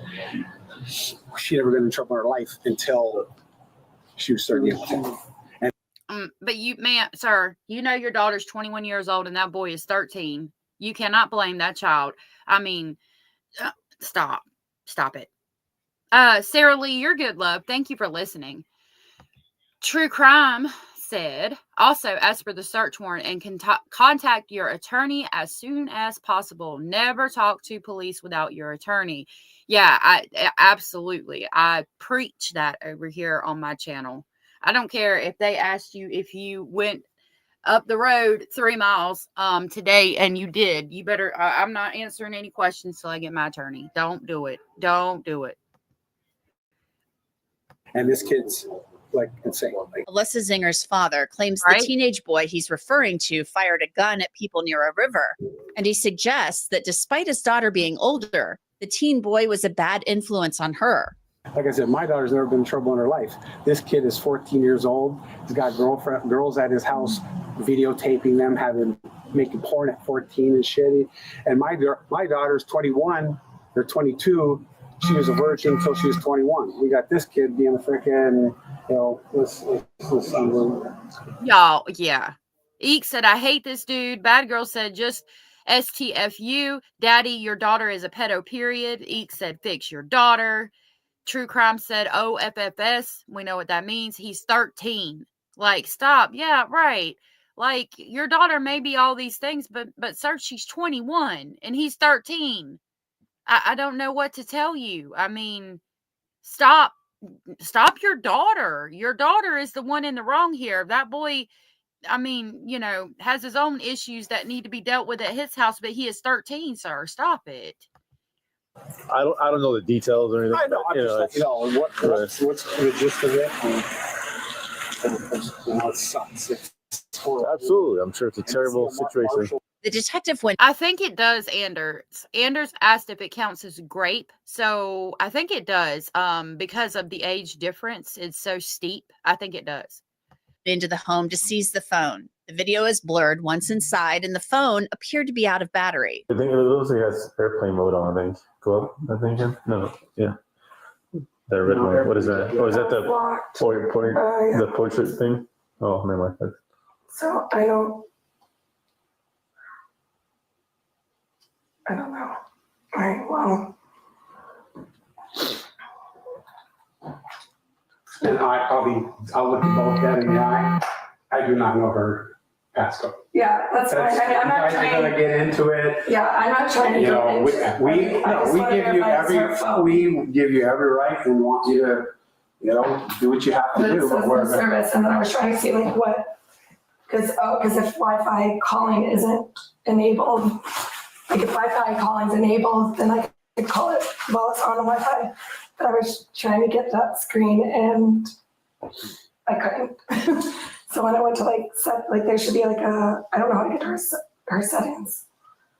And if she would have been able to bail it out a little quicker, we're open, she would have came on with us. But you're pretty sure this is hers, or this is hers? That's her. Because you both have your phones. Yes. Okay, so this is hers. Yes, and I'll tell you what, we are, whatever you need, from the beginning, I'm close. you have a word, we're not. Right. From the beginning, from Mike to now, Right. we've been nothing but honest, truthful, and helpful in every situation. So you can do Wi-Fi callings, but it's like a certain settings in your phones, but I couldn't figure out how to get those settings to see your She's phone. never, ever in her life let us have any. Yeah, that's fine. Again, we're not trying to, our mom is I didn't know, but not trying to go through it or anything. It Just sucks wanted to verify it it was sucks her that phone. this is happening and, but I hope she was smart enough to not have anything to Well, I appreciate you letting us come in here. Well, following us in here. We let you in here because my lawyer really said, I don't know if he is right. Do you know Daniel Fernandez? I don't know. He said, you guys aren't in trouble. Right. So why are they trying to hold, you can leave and do whatever. Yeah, you could go freaking to Tallahassee right now. So, but I said, Mr. Fernandez, we want to help these people. Yeah. We don't want to fight with them. We want to work with them. We want you, like I told you, in a car. You're good. Now, police said at the time. I mean, I have questions. That they initially charged Alyssa Zinger with having sex with one teenage boy, that they believe there were more victims. The state attorney filed additional charges against her earlier this year, bringing the total number of alleged victims in the case to 5. In January of this Okay, stop. I'm not sure what county and state they're in, Sarah Lee, my love. True Crime said, why would a 21-year-old be interested in a 13-year-old sick? Exactly. And now we just found out there's 5 victims? Ma'am. But your daughter's innocent and had her V card until she started messing with this boy, even though she's 20. Stop. Get the F out of here. Stop it. Leave the facility. You are banned for life, sir. Stop. Ma'am, you go with your dad. Stop. This year, Tampa police returned to the Zinger home with another search warrant, this time to take photos of Alyssa Zinger's bedroom. Zinger was there with her parents and said very little. They have to do their job. Are you rolling?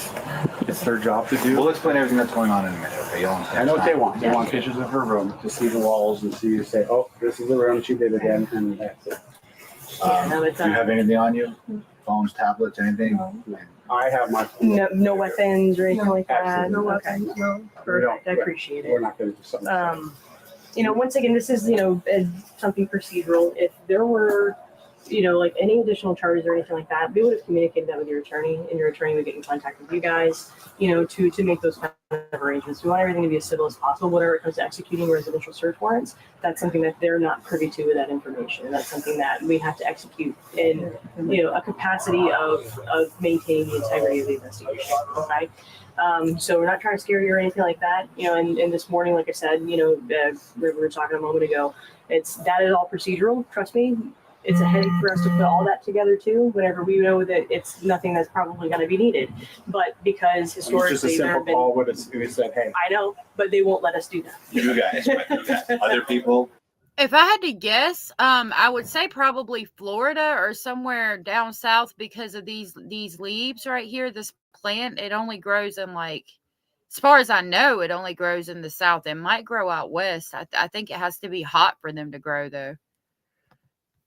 Absolutely. We have those 0.01% times where we think everything is going to go swimmingly, and unfortunately somebody comes out with, with something violent. So that's why they have us do things a certain way. The police officer explained to Zinger and her family what they were going to do. Our crime protection, whenever she gets here, we're going to go through the house, and we'll take pictures and document and stuff like that. And she'll also get a copy of, or she'll get a copy of the search warrant to take pictures and document of too, which I'll go ahead and just kind of review this with you now. Okay. And so, just so you know that it is something that is valid and signed by a judge. Okay. So it says, whereas complaint on oath and in writing supported by affidavit has been made before me, Judge Thomas Palermo, in Fort Hillsborough County, Florida, by Amanda Baranowski, be me, the affiant of the Tampa Police Department, who states, okay, it says that your affiant has reason to believe and does believe certain residents of Alyssa Ann Zinger, which would be you, located in Hillsborough County, Florida, described as follows to wit, the residents of Alyssa Ann Zinger at 1714 West 4 Drive, okay, which is, the color, I guess, could be debatable as far as what you exactly would want to describe it as, but olive green with brown trim or brown with brown trim. The residence is located on the south side of West 4 Drive and is facing north. The defendant's parents identified in the address of the residence as the premise where the defendant occupies, lives, and has access to. And there is now being kept in on said residence certain evidence to wit, okay, and the scope of the search in this is for the device. Okay. Zinger's father did most of the talking, and once inside the home, the video is blurred again. Zinger's father had a question for the officers about how they were documenting their work. The last time you guys did this, we were able to at least have one person come with you. Why is that difficult? It's technically, this house is ours now. We have a search warrant. It's ours. But So we did do this. She signed. if she wants to allow that, it's up to her. This is her case. She's the case The agent. main thing is as long as you're all together But again, I mean, it's for the phone, not the house. So why are we searching the house? with the camera, on this. I can tell you we're not going to be tearing the house apart. No, but what I'm saying is, I just want it on camera what you're doing. Sure. You know what I'm saying? Just for our, not 3 in this room, 2 in that room, 5, doing this and that. You go together, you do whatever you got to do. I give you 100%. You're going to do it anyway, but you have our, you have our. I can't guarantee that that's the way it's going to be. That we don't normally record, every single motion. We have the body camera here. Obviously, he's going to record what he can, but we're also not going to be here till 3 a.m. because we have to let one person record everything we're doing. Right. You know what I mean? So there's going to be a compromise there. But I mean, next time I ask that you guys maybe tidy up a little bit more and maybe get rid of some of the clutter. I'm joking. This house is the most uncluttered house I've ever seen in my life. I was gonna say, well, where'd you see my closet? There's nothing in this house. There's not a picture up on the wall. There's not like a set of keys on it. Like, I mean, there's nothing. I know, we try to keep it. We have a model home. At one point, Alyssa Zinger's father becomes emotional. He tells the officers that what's happened with his daughter's arrest has actually brought her closer to them. And I can say one good thing. Why is there no pictures on the wall? Why is it so bare? What is going on in this house? Why is there nothing there? That's weird to me. Let's come out of this. We got our family home. You know, we finally got our daughter back. She plays with us and watches TV. She hangs up with us now, but she won't have a phone ever again.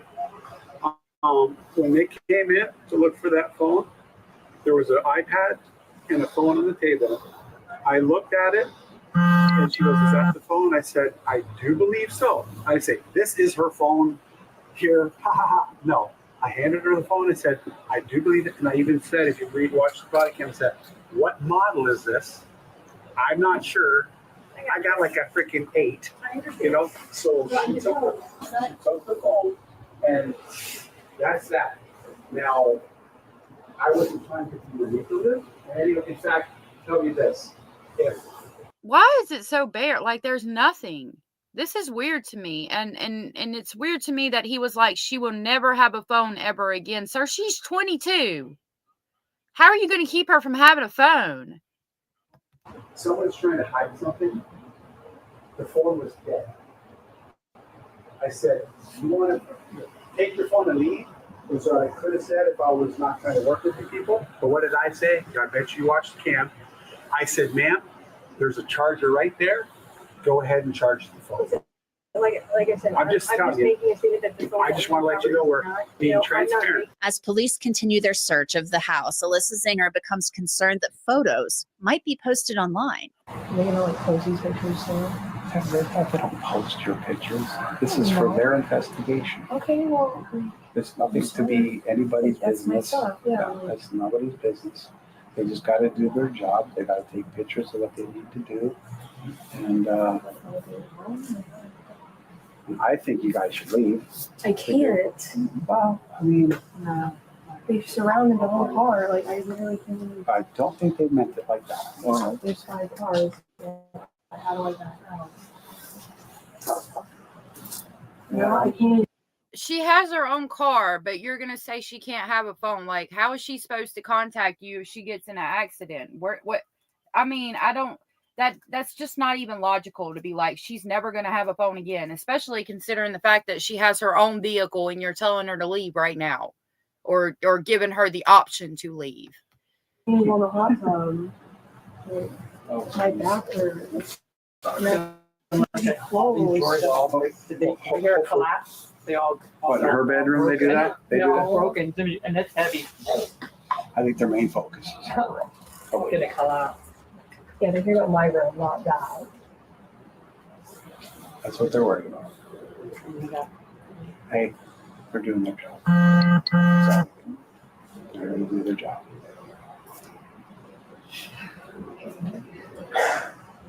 Bless you. So Alyssa Zinger's father told her and her mother they should leave, but they didn't think they could because they were blocked in by cruisers. At one point, Alyssa Zinger seems annoyed that police didn't call before showing up and that so many officers showed up to execute the warrant. I feel like I'm a murderer.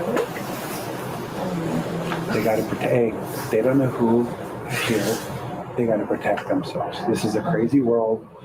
People are mental. They got issues. There's men probably out there that would do something stupid. You know what I mean? Ma'am, you're mad that they didn't call first so you could destroy the evidence? Is that why you're upset that they didn't call first and let you know they were coming so that you could get rid of the evidence? I mean, that's my question. I mean, they got to protect themselves. You know what I mean? There's a lot of crazy people out there. So, and a lot of people don't like police. You know? But that's not us. You know, like I said, we back you guys 100%. That's for sure. We have friends. And Yeah, you're friends with a lot of police. I have a lot of friends that are police, and we firefighters. And that's we need you. A About 10 minutes later, the Zingers discussed again how they wish they had had a heads up about the warrant being executed.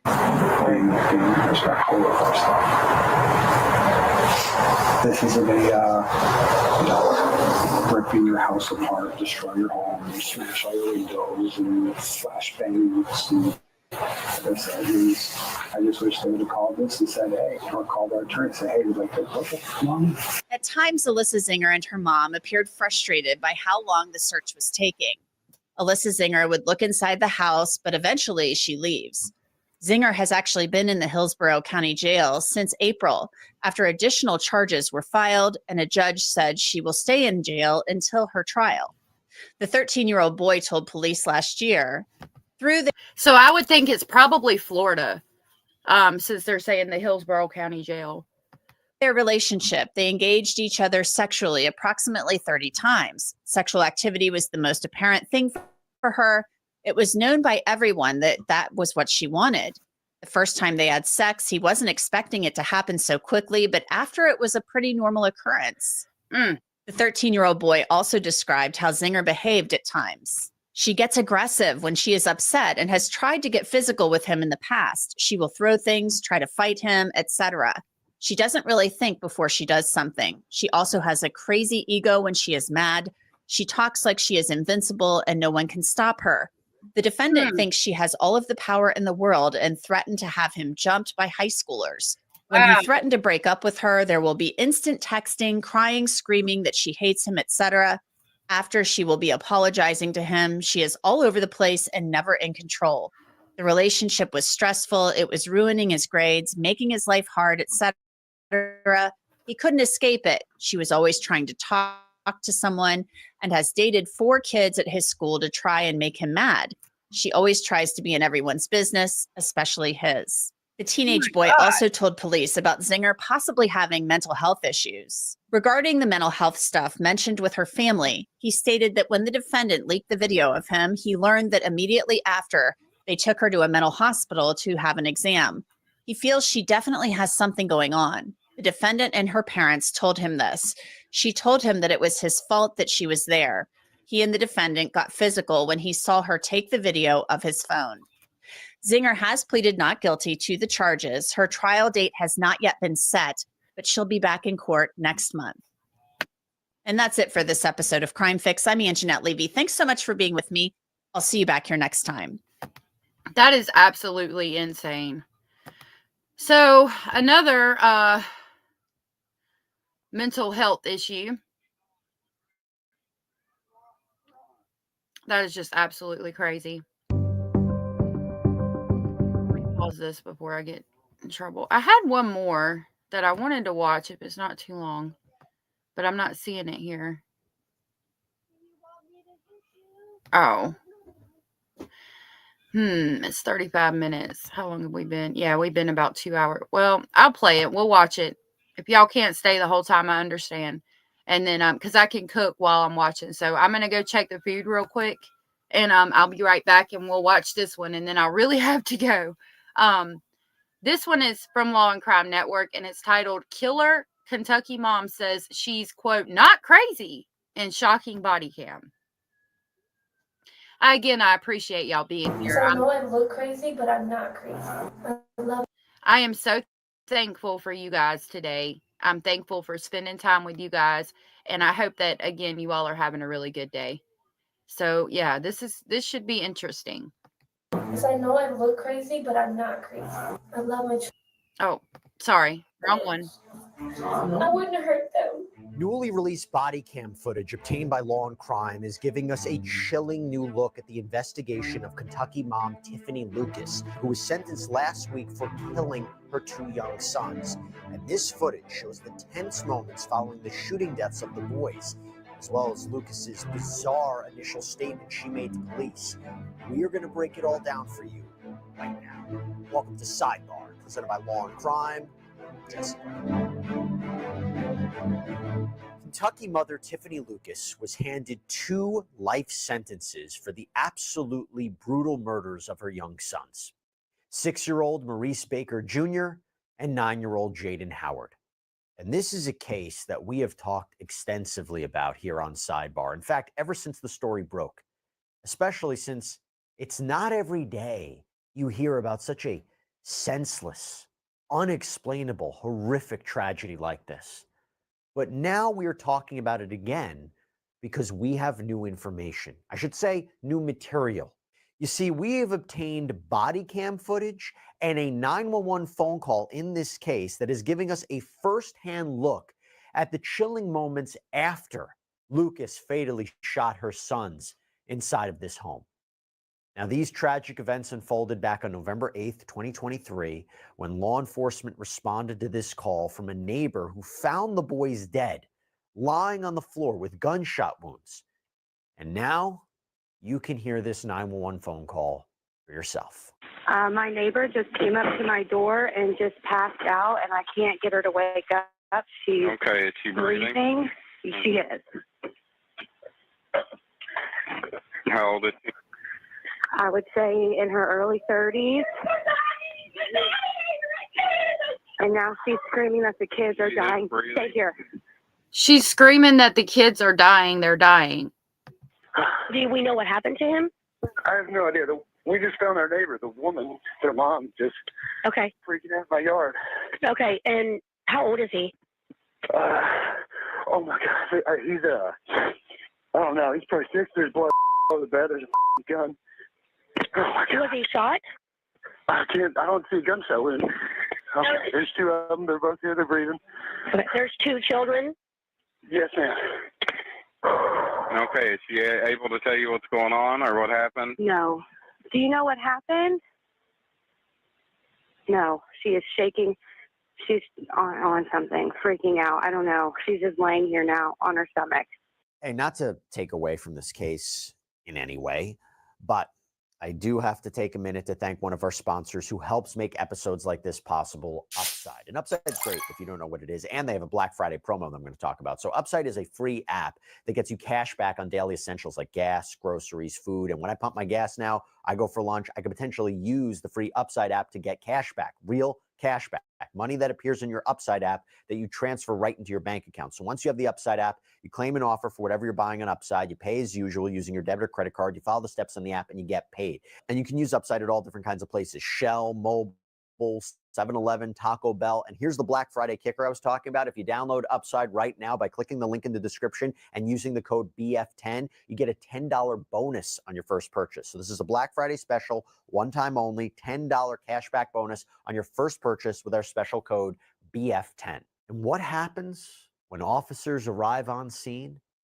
They find Tiffany Lucas in distress, lying face down in the neighbor's driveway. And here now is that body cam footage.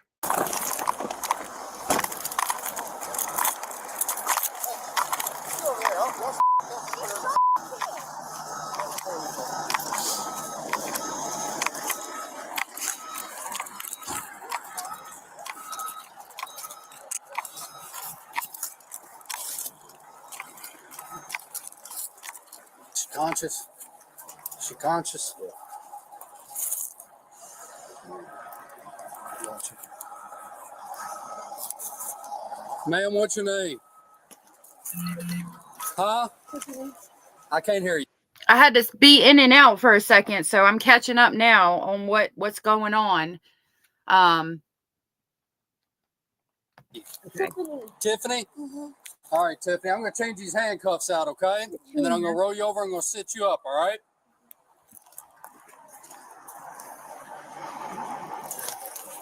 Make it move everything. Got your handcuffs on.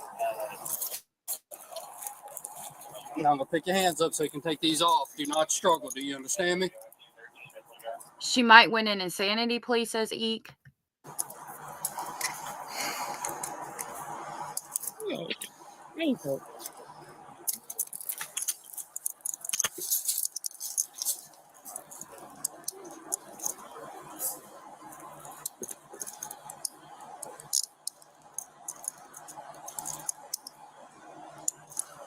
Okay, now I want you to listen to me. I'm going to take this arm. You're going to roll this direction, okay?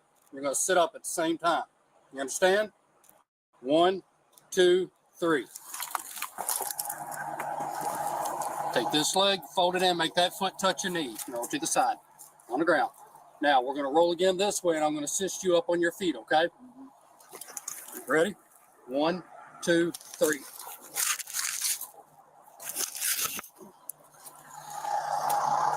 Have you taken anything? Have you been drinking? Then why can't you stand up? Just don't feel like it. Huh? I said I don't feel right. Don't feel right? Okay. I guess we'll put her in my car, and when EMS gets done in there, they can come over and check her out.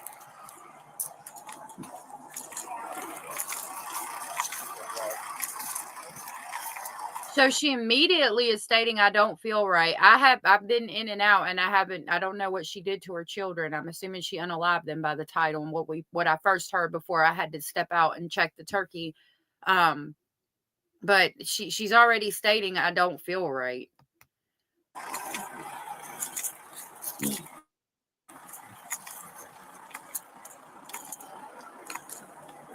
Right, E?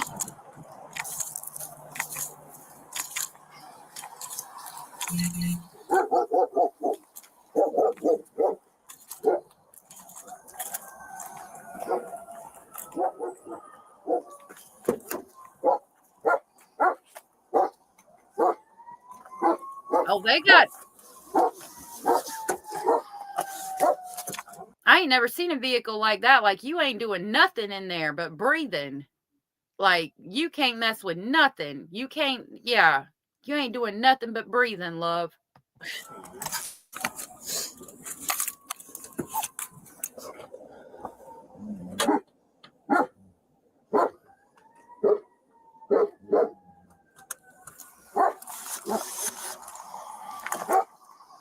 And inside the home, police discover the lifeless bodies of both Maurice and Jaden. They had both been shot in the head in a bedroom. Oh. And after police arrested Lucas, officers then went into the house to clear the area surrounding the crime scene.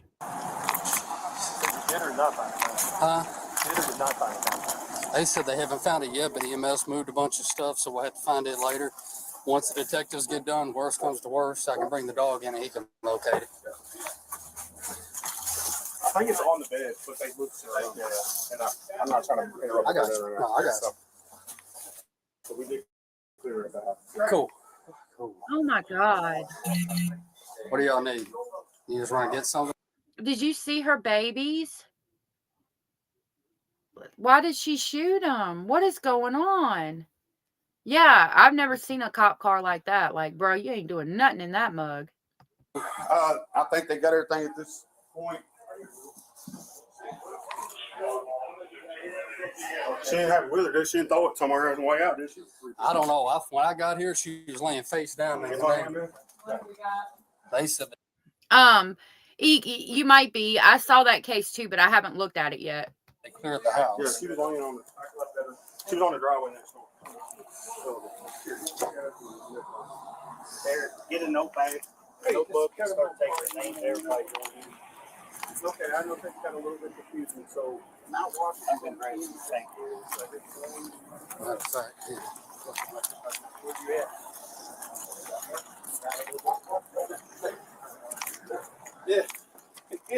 Yeah. So that's what confused me for just a minute. So, So if you can, I just can't look at What do you I'm going to throw all that on the couch. And the scene's in there, right? Yeah, the better.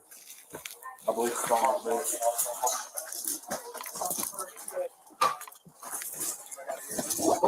What should be?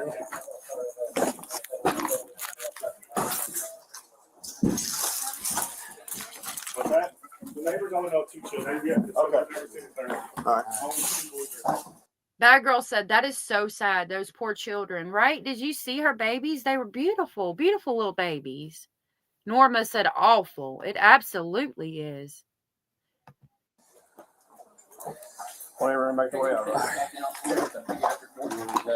to get names. Names. I just need names of everybody that come in here for the detective. Judging by the dishevelment in her house, I mean, I would have to question rugs or some kind of mental issue, mental break as well. Hey, Toxic. This case is the killer Kentucky mom says she's, quote, not crazy and shocking body cam. And we've just found out that she had shot her young son and daughter in the head. Yeah, I know. We'll probably end up going to EMS after the fact. Yeah. Just saw it. First one down with the neighbor, the neighbor gentleman that Christy was out with. That's the one that found him. Did he hear it? No, but said he walked out to his truck to leave, and she was standing down there and collapsed on his driveway. He thought something was wrong with her. Everybody's waiting. She said, When we get all this cleared up, you bring down all your people's names. I got it. Yeah. Not yet. Well, what we'll do is If we need to, we can try it with the gun. I don't know what her name is. I had to step out and check the turkey, and I'm about to have to step out again real quick, but I'm trying to watch this. But I want to get the detectives here first. we can get you all the names now, or I'll have them go straight back. Is he getting them now? If you can, yeah. I was gonna say, I'll have At least there's pictures on the wall over here in this one. The other family didn't even have pictures on the wall with the crazy girl. go back and do the report. And I'll trick you up our phone. That's 81. Hear him out there? Huh? You hear him out there? Next truck. He ain't happy as that woman's in the other side. Yeah. Oh, you got her. Yeah, she's in my car. She wasn't injured. I didn't see any injuries on her. Looks like she peed herself. Yeah, she possibly. Now, at this point, detectives show up and a responding officer relays the timeline of events. So, yeah, it's this house. From my understanding, those are the neighbors. She ran to their house. When I got here, she was laying down over there handcuffed. Hillview had already cuffed her. Both the children in there, they're loading them up. They're going to transport them. They have not found a gun. Hillview said they weren't going to search. They made sure the house was clear for EMS to go in. They went in. Hillview? No, that's yeah. You got Kenny James and one of their sergeants up there cleared the house, but they said they didn't want to look for the gun until y'all done what y'all needed to do. I've got the suspect in my car. She is not been Mirandized. She's on the other side.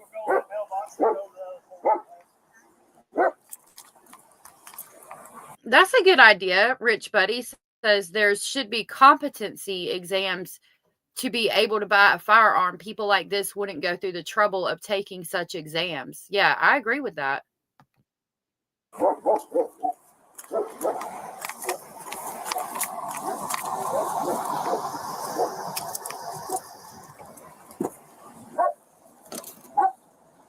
You all right? We'll get EMS check you out, all right, before we leave here. Okay? Emergency responders then carry out the little boys, Jaden and Maurice, on stretchers to take them to Oh, I thought it was a daughter. I'm sorry. It's two little boys, Jaden and Maurice. Look how beautiful and handsome they were. I don't know. I wonder where their father is too. I hope he's okay. Please make sure to remember the victims today as we are being thankful for our families. Say a prayer for everybody who has family that's not here or is going through some things with a missing child or any kind of thing. Just say a prayer for everybody. Please. Local children's hospital, where they were later pronounced dead. Oh, man. So was she handcuffed when you got here, Bob?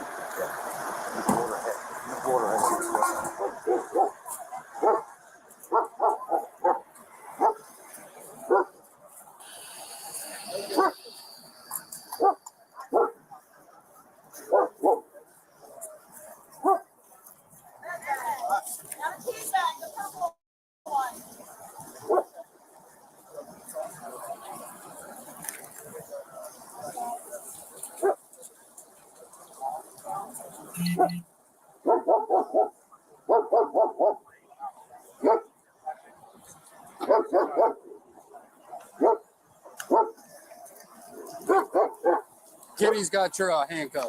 James, I traded them out in case we all got mixed up. You all wouldn't take off of yours. So he's got your cuffs.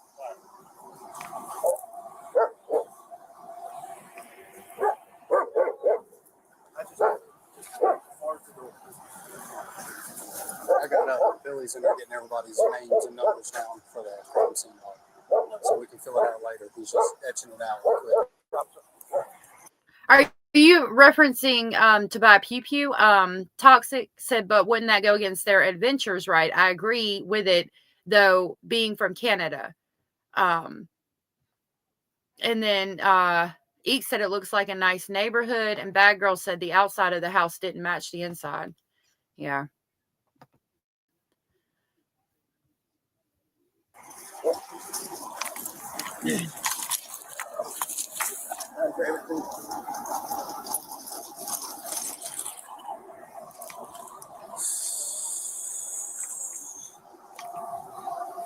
Oh, the Second Amendment. Well, the Second Amendment says that everybody has the right to bear arms.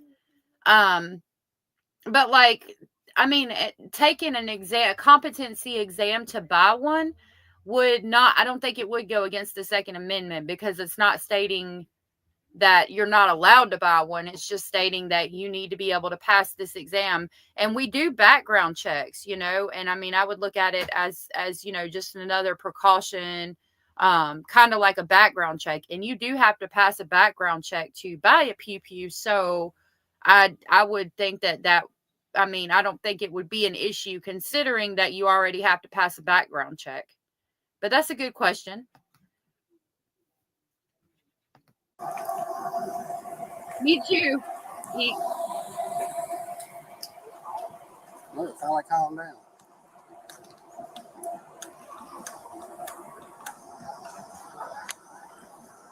So what I'm guessing, she came out of the house and ran over there and told him.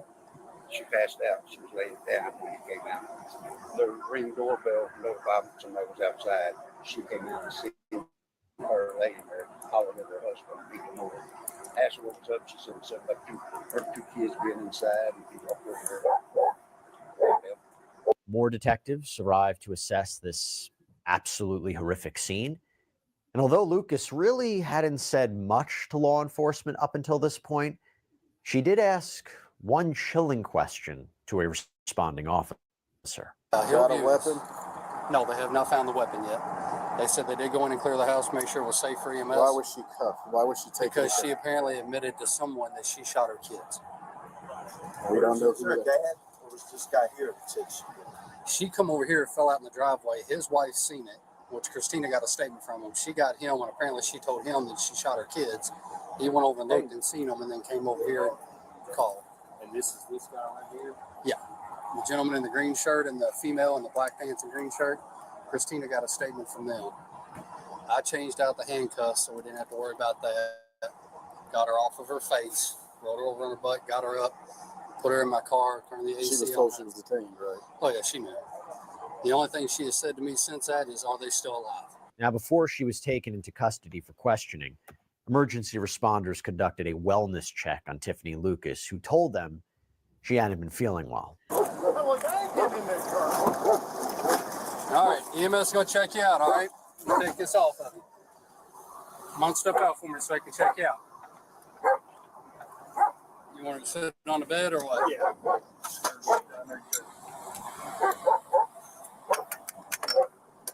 Which way you want her head? That way? Sit right there. Pull that head up for us. There you go. Sit down right there. Turn your feet that way. All right, are you hurt anywhere? I don't care. Where you're hurt? Huh? I need to get her. Yeah. Talk to me. You can't talk to me? All she told me was she didn't feel right. I got her up off the ground.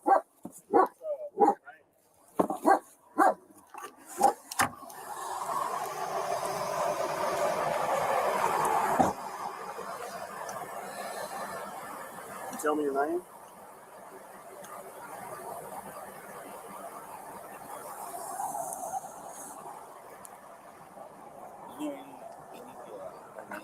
We're just here to help you. Can you tell us how you're feeling or anything like that?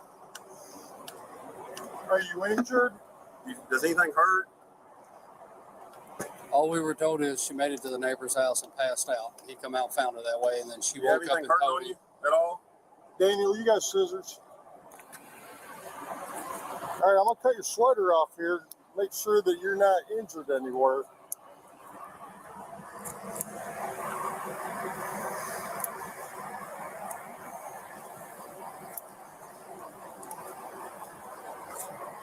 If you want her to lean forward, she's handcuffed. That's what, she ain't moving her hand. Yeah. Huh?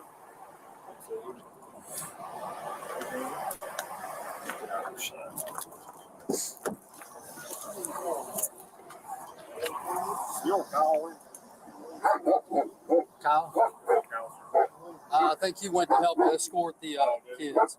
He just took off out of here. Y'all will be able to get their information. Yeah. We'll get her info. We'll just call over and give it to y'all. And if you can get it to 2 or 3. Yeah. So you should go over here to see the little powwow. So is this Tiffany Lucas? You said Tiffany Lucas, toxic. I'm questioning, is that who you were saying this was? Norma said these background checks are not enough. Right. She was just sentenced. She doesn't. Okay. So she was just found guilty. Are you talking about this girl? We were following her case, and as the gavel drops, True Crime said she doesn't have a name. Call her Monster. Right. Yeah, I agree. Eek said background checks are not enough, and Toxic says she was just sentenced. Powwow by Kenny James. Yeah. Go over and get one of their numbers. That's one of the detectives that'll take the lead on this. They'll be able to get you everything.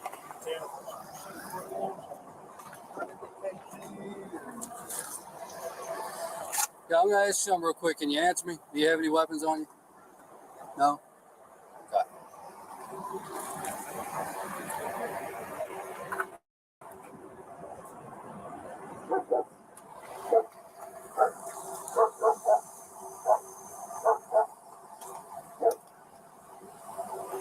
I couldn't imagine having to be an officer and like be nice to these people after I just walked in and saw their dead babies. Like, I don't think I'd have it in me. I think I would walk right back out there and I think I would beat her mother trucking butt. I would beat the brakes off of her. Like, I would not be cut out to do this.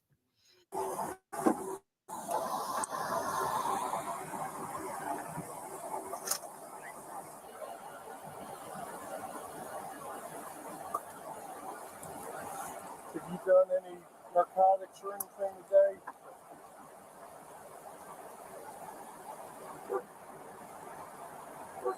No alcohol, nothing like that.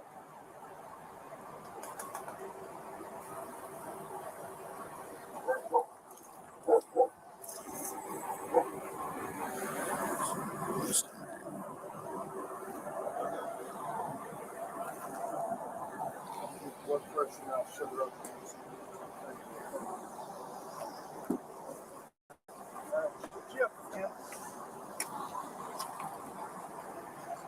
It's gonna feel poking finger here.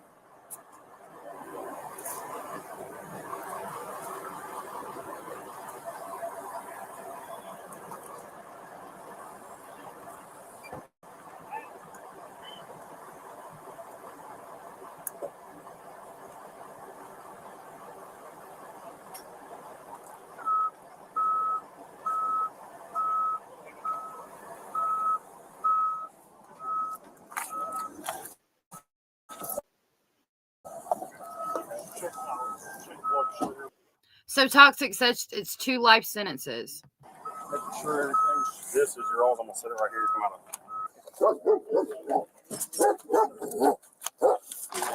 out. Thank you for the information, Toxic. Yeah. True Crime Addict says, get up, girl, you're fine. I'd push that gurney over with her on it. Yep. I would too. I thought I had one. I just didn't think grabbing it. Christina's done. Okay, cool. If Billy's you want- clear. We're gonna have to get all If they want to do that, then we can use that from now on. If you want. If you don't, we can throw it in the car. I don't care. She's good? Kind of injuries on her or anything that we can see. Back up here. All right, step off the side of the All right, stretcher step back here. off. You're going to get back in my car. Right there.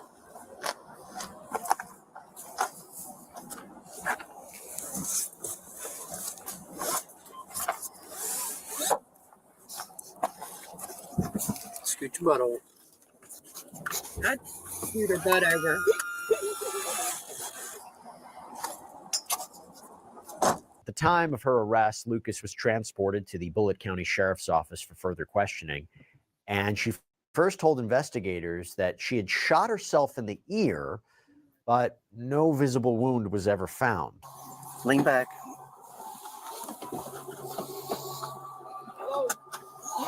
yet. Oh, you're not? No. Okay.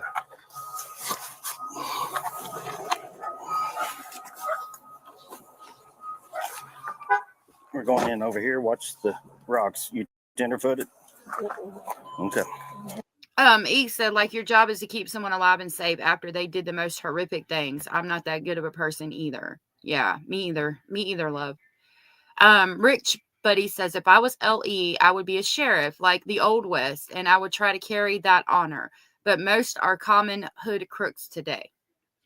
I would hope I would be like the Old West, but still, you know, following the rules our society has put in place for law enforcement officers to follow nowadays. Bad Girl says, me neither, Eek. The bish would have herself an accident. Just saying. Yep. Yep. Tragic accident. Okay.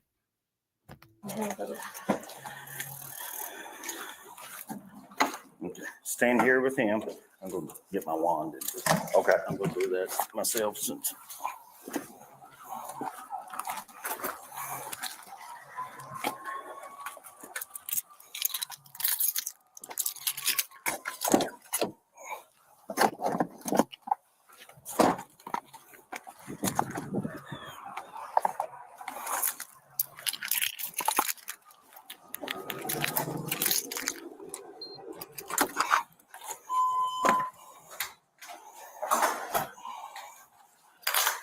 You got a light?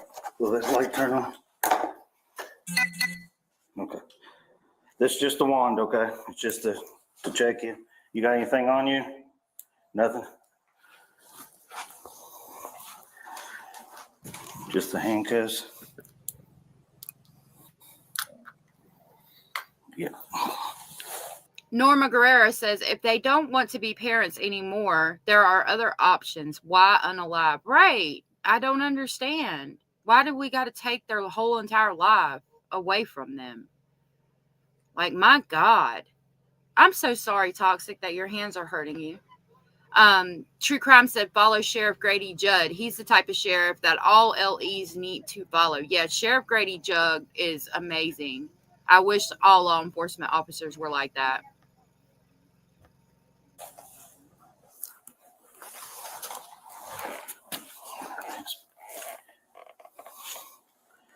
They're just picking up the handcuffs and ankle bracelet. Okay. You got a necklace on? Earrings? I shot myself. Huh? I shot myself in the head. You what? Shot myself in my ear. You shot yourself in the ear? What's ear? Listen.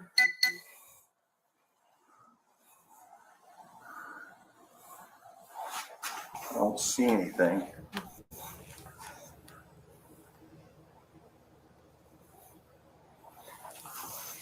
Why would you say that? Just all of a sudden, like after EMS checked you out, you were sitting on the gurney, and now all of a sudden you're talking about you shot yourself in the ear. And you really didn't. Like, what do you think? That's not going to, like, what is your end goal here by saying that?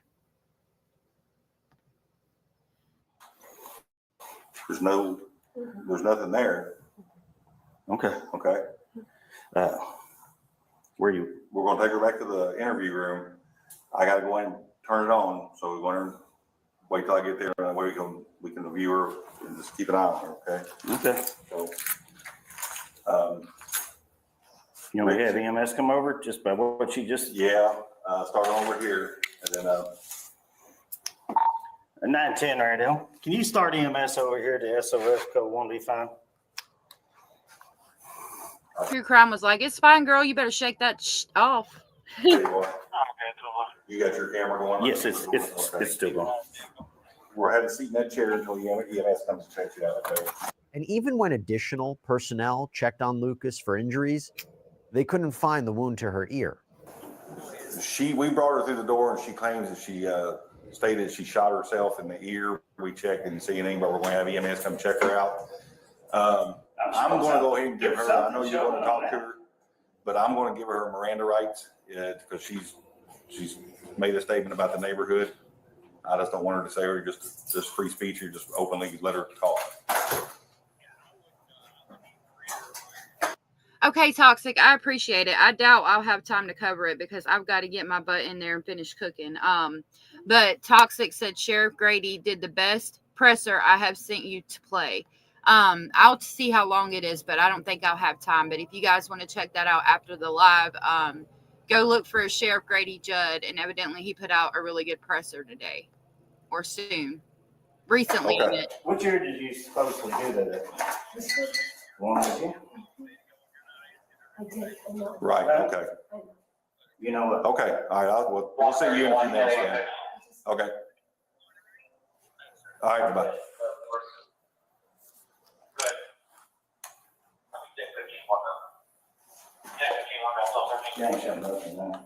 Mm-mm. What about, you said the neighborhood? Okay.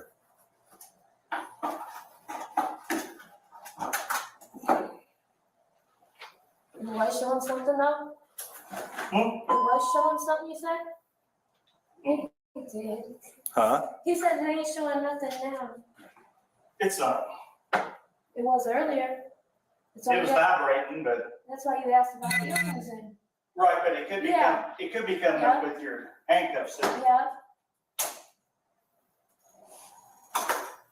That's why it was vibrating.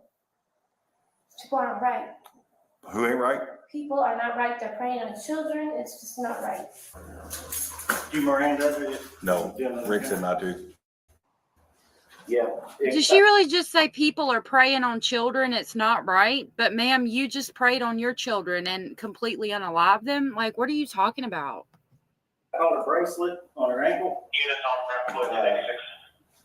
The handcuffs back. But as I was coming up and going around her, it was going off again, and she said she shot herself in the ear. Okay. If I just stayed up by her ear, I'm not seeing nothing. That's supposedly the one she did, said. though. He did, didn't he? He said, "Do you got earrings in?" Didn't he? It's on camera. It's okay. That don't have nothing to do with it. It means everything. You're up. You're sick. Yeah.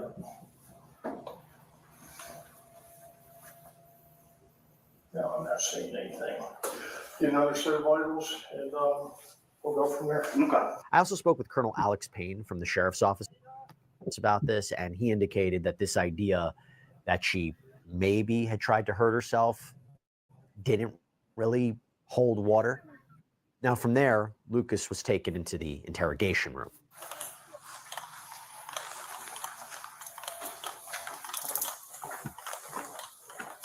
Second door.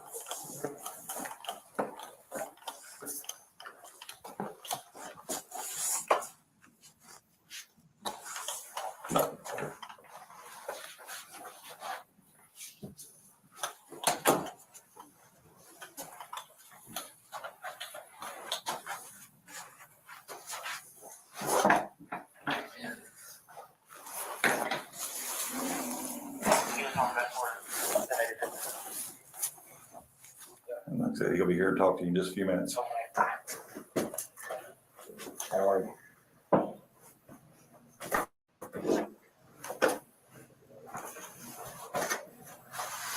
She just sat back against it and went out for a second and collapsed over to the side for a moment. When? Just now? 2 minutes ago. Okay. Are you okay? You feel like you're gonna collapse again, or? Okay. Are you thirsty?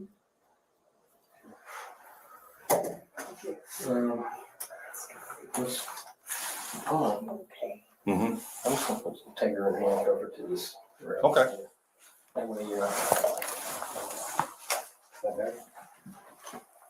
You go ahead and stand up for me. Turn face up wall. Do you move everyone's step too? Huh? Do you move? Do I? No. Go ahead, you can ask me. What you got? Nothing. She claims I move. I told her I'm not a person that sits still. I move constantly. Yeah, I've got that jittery. Always happen. Of course, I'm moving pretty slow. Getting older. You got her. He moves to every second. Huh? Do what? Here, let me slide this here. Closer. Yeah. Go over there. There you go. How's that? You want to speed up a little bit? I'm not gonna resist. Can just listen to them. I'm not a mean person.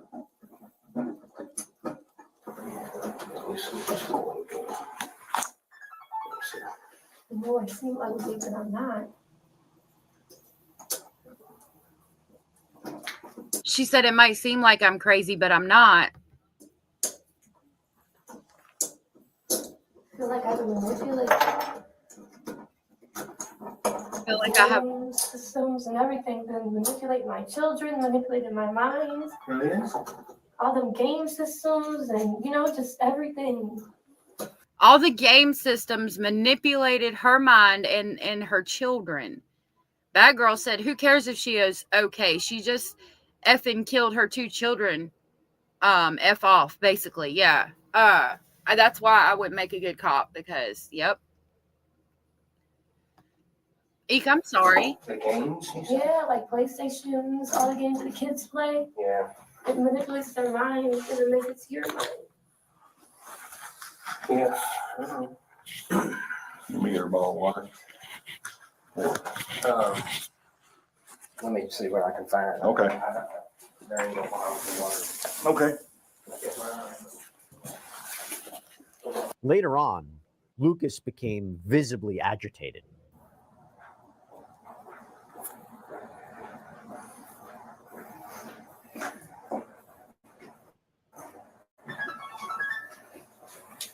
See, as soon as you walked in. Why is it doing that? My phone. As soon as you walk in the door? That's weird, right? It's weird. It's weird. As soon as people walk, sounds, that's not right. Let me shut this. See? Let me shut this. It's not right. See? Not for right. Okay. Every time I say something, your phone is going off. Believe me, I wish it wasn't going off.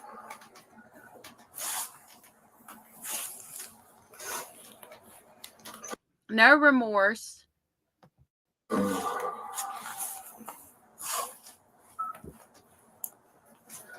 phone's going off.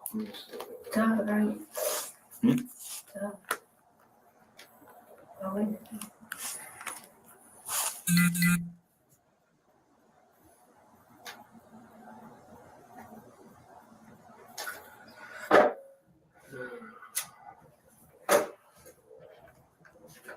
What's your name, honey? Tiffany.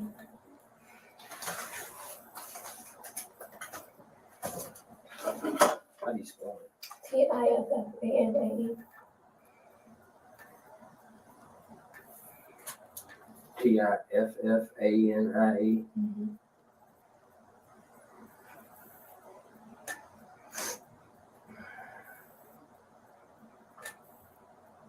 What's your last name? Lucas. Lucas? You know my name. She said, you know my name. I keep wanting to skip past like the parts that seem inconsequential, but she keeps saying weird stuff. She said, you know my name. I've got it in there, but I swear to God, it's in there, and I didn't It feel was like written I on was- everything in the back of the police cars. I'm telling I you, seen it. I don't. No. She said it was written on everything in the back of the police cars. I saw it. I can go in the other room and get it. No, in the I'm back just of the letting police you know. cars, there's white things with Lucas written on them. I seen it. Really, Yes. I have not seen. That what the first thought that popped in my head when she said that, isn't there like Lucas firearms or Lucas some kind of like sport utility duffel bags or something with the name Lucas on it? Like it legitimately could be, but obviously she's in psychosis. I don't know if the dad was around. Yeah, exactly. True crime. Seen that? I have not seen that. What's your middle name? Or do you have a middle name? What is it? I have 2. Oh. And Kevin. Anne Catherine. And then she tells police this bizarre story of potentially being manipulated into murdering her children before completely breaking down. Well, I'm going to talk to you today about what happened earlier, okay? But can you tell me a little bit about yourself? I mean, where are you from, or where you grew up, or anything like that? I know I look crazy, but I'm not. Huh? Because I know I look crazy, but I'm not crazy. I don't think you look crazy. I'm just trying to, if I'm gonna talk to someone, I'd rather know who they are. You know, I can tell you a little bit about me. I love my children. You tell me a little bit about you. Okay? I love my children. I love my boys so much. I I wouldn't hurt them, but I just feel like I felt back and I didn't. I was letting them play the video games and I wasn't like focusing how I was supposed to, you know, and they get that video game and the YouTube and the kids, it just messes their minds up to where people can manipulate their parents or do whatever they want. And I feel like someone put something upon my house or me or something. Like, I just don't feel right. I'm not, like, I don't do this. I love my kids.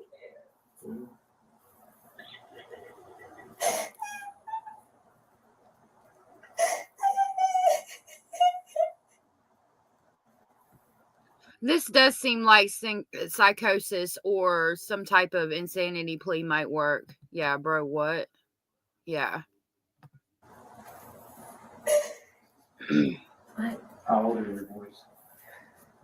Jaden's 9, Mark's 6. By the way, I have to be clear about something. We had known that she had spoken with police and essentially confessed, but we never really saw this. This is the first time we're ever seeing these conversations. Now, Lucas would go on to tell police that the boys' deaths were accidental and that the gun must have discharged at some point after she had left it in the bedroom. But police dismissed her explanations. They quickly came. I mean, she seems okay, so I'm wondering if she got off her medication and had some kind of issue. Came to a very disturbing and real conclusion that the deaths of Maurice and Jaden, they were deliberate acts of violence committed by their own mother. Now, Luke. They were, though. Bad Girl said, oh, she's trying to come up with a defense. You think so? True Crime Addict said, nope, not with me. Do you think she's trying to come up with a defense, or do you think it's legitimate? Lucas initially pleaded not guilty, but in a change of heart, she changed her plea, admitted to the murders, and she left her fate in the hands of the judge. This was an open plea. In other words, she pleads guilty to the charges, but there's no negotiated sentence with prosecutors. There's no plea deal here. In the end, the judge, the Honorable Rodney Burris, he would make the decision about what her punishment should be.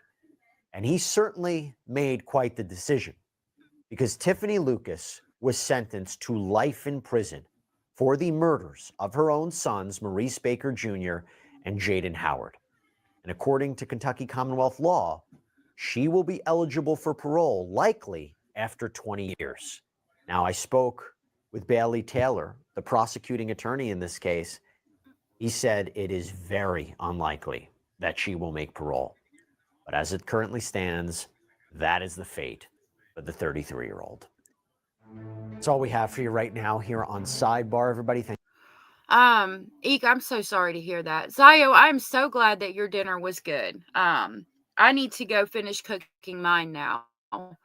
I really appreciate you guys being here. I want to tell you all again, happy Thanksgiving. And I'm glad those of you that have eaten and enjoyed your meals, I'm glad that you enjoyed your meals and that you got to spend time with your families today.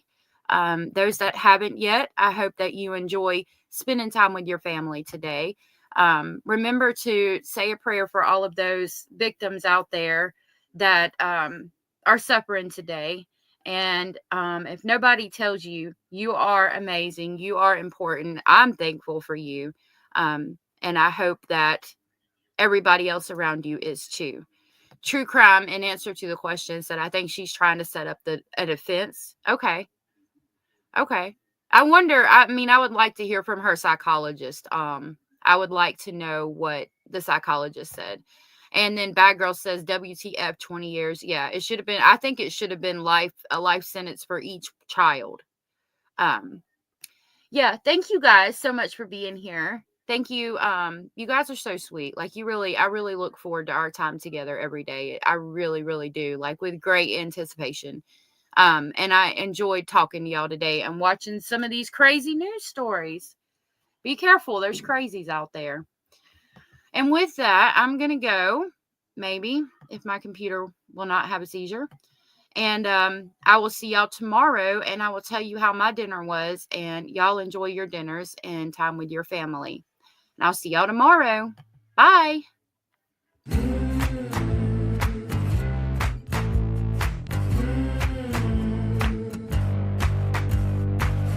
Listen up, I gotta tell you, there is something you should know. I have never really liked you at all. I cannot hide it anymore.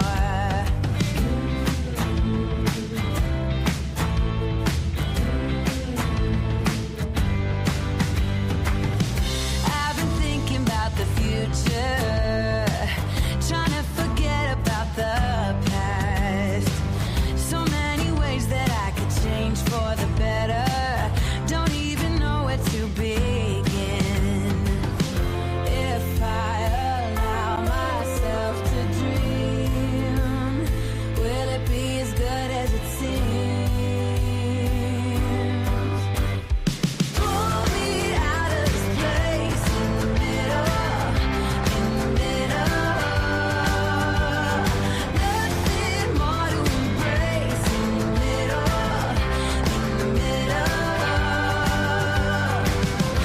If I try to climb up the wall, everyone can see when I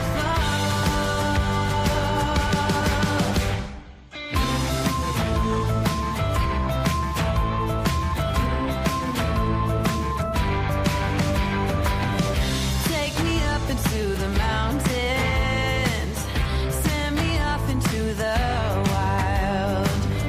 Misery is still a path I would choose if the alternatives are worse. I guess it's time to find a friend.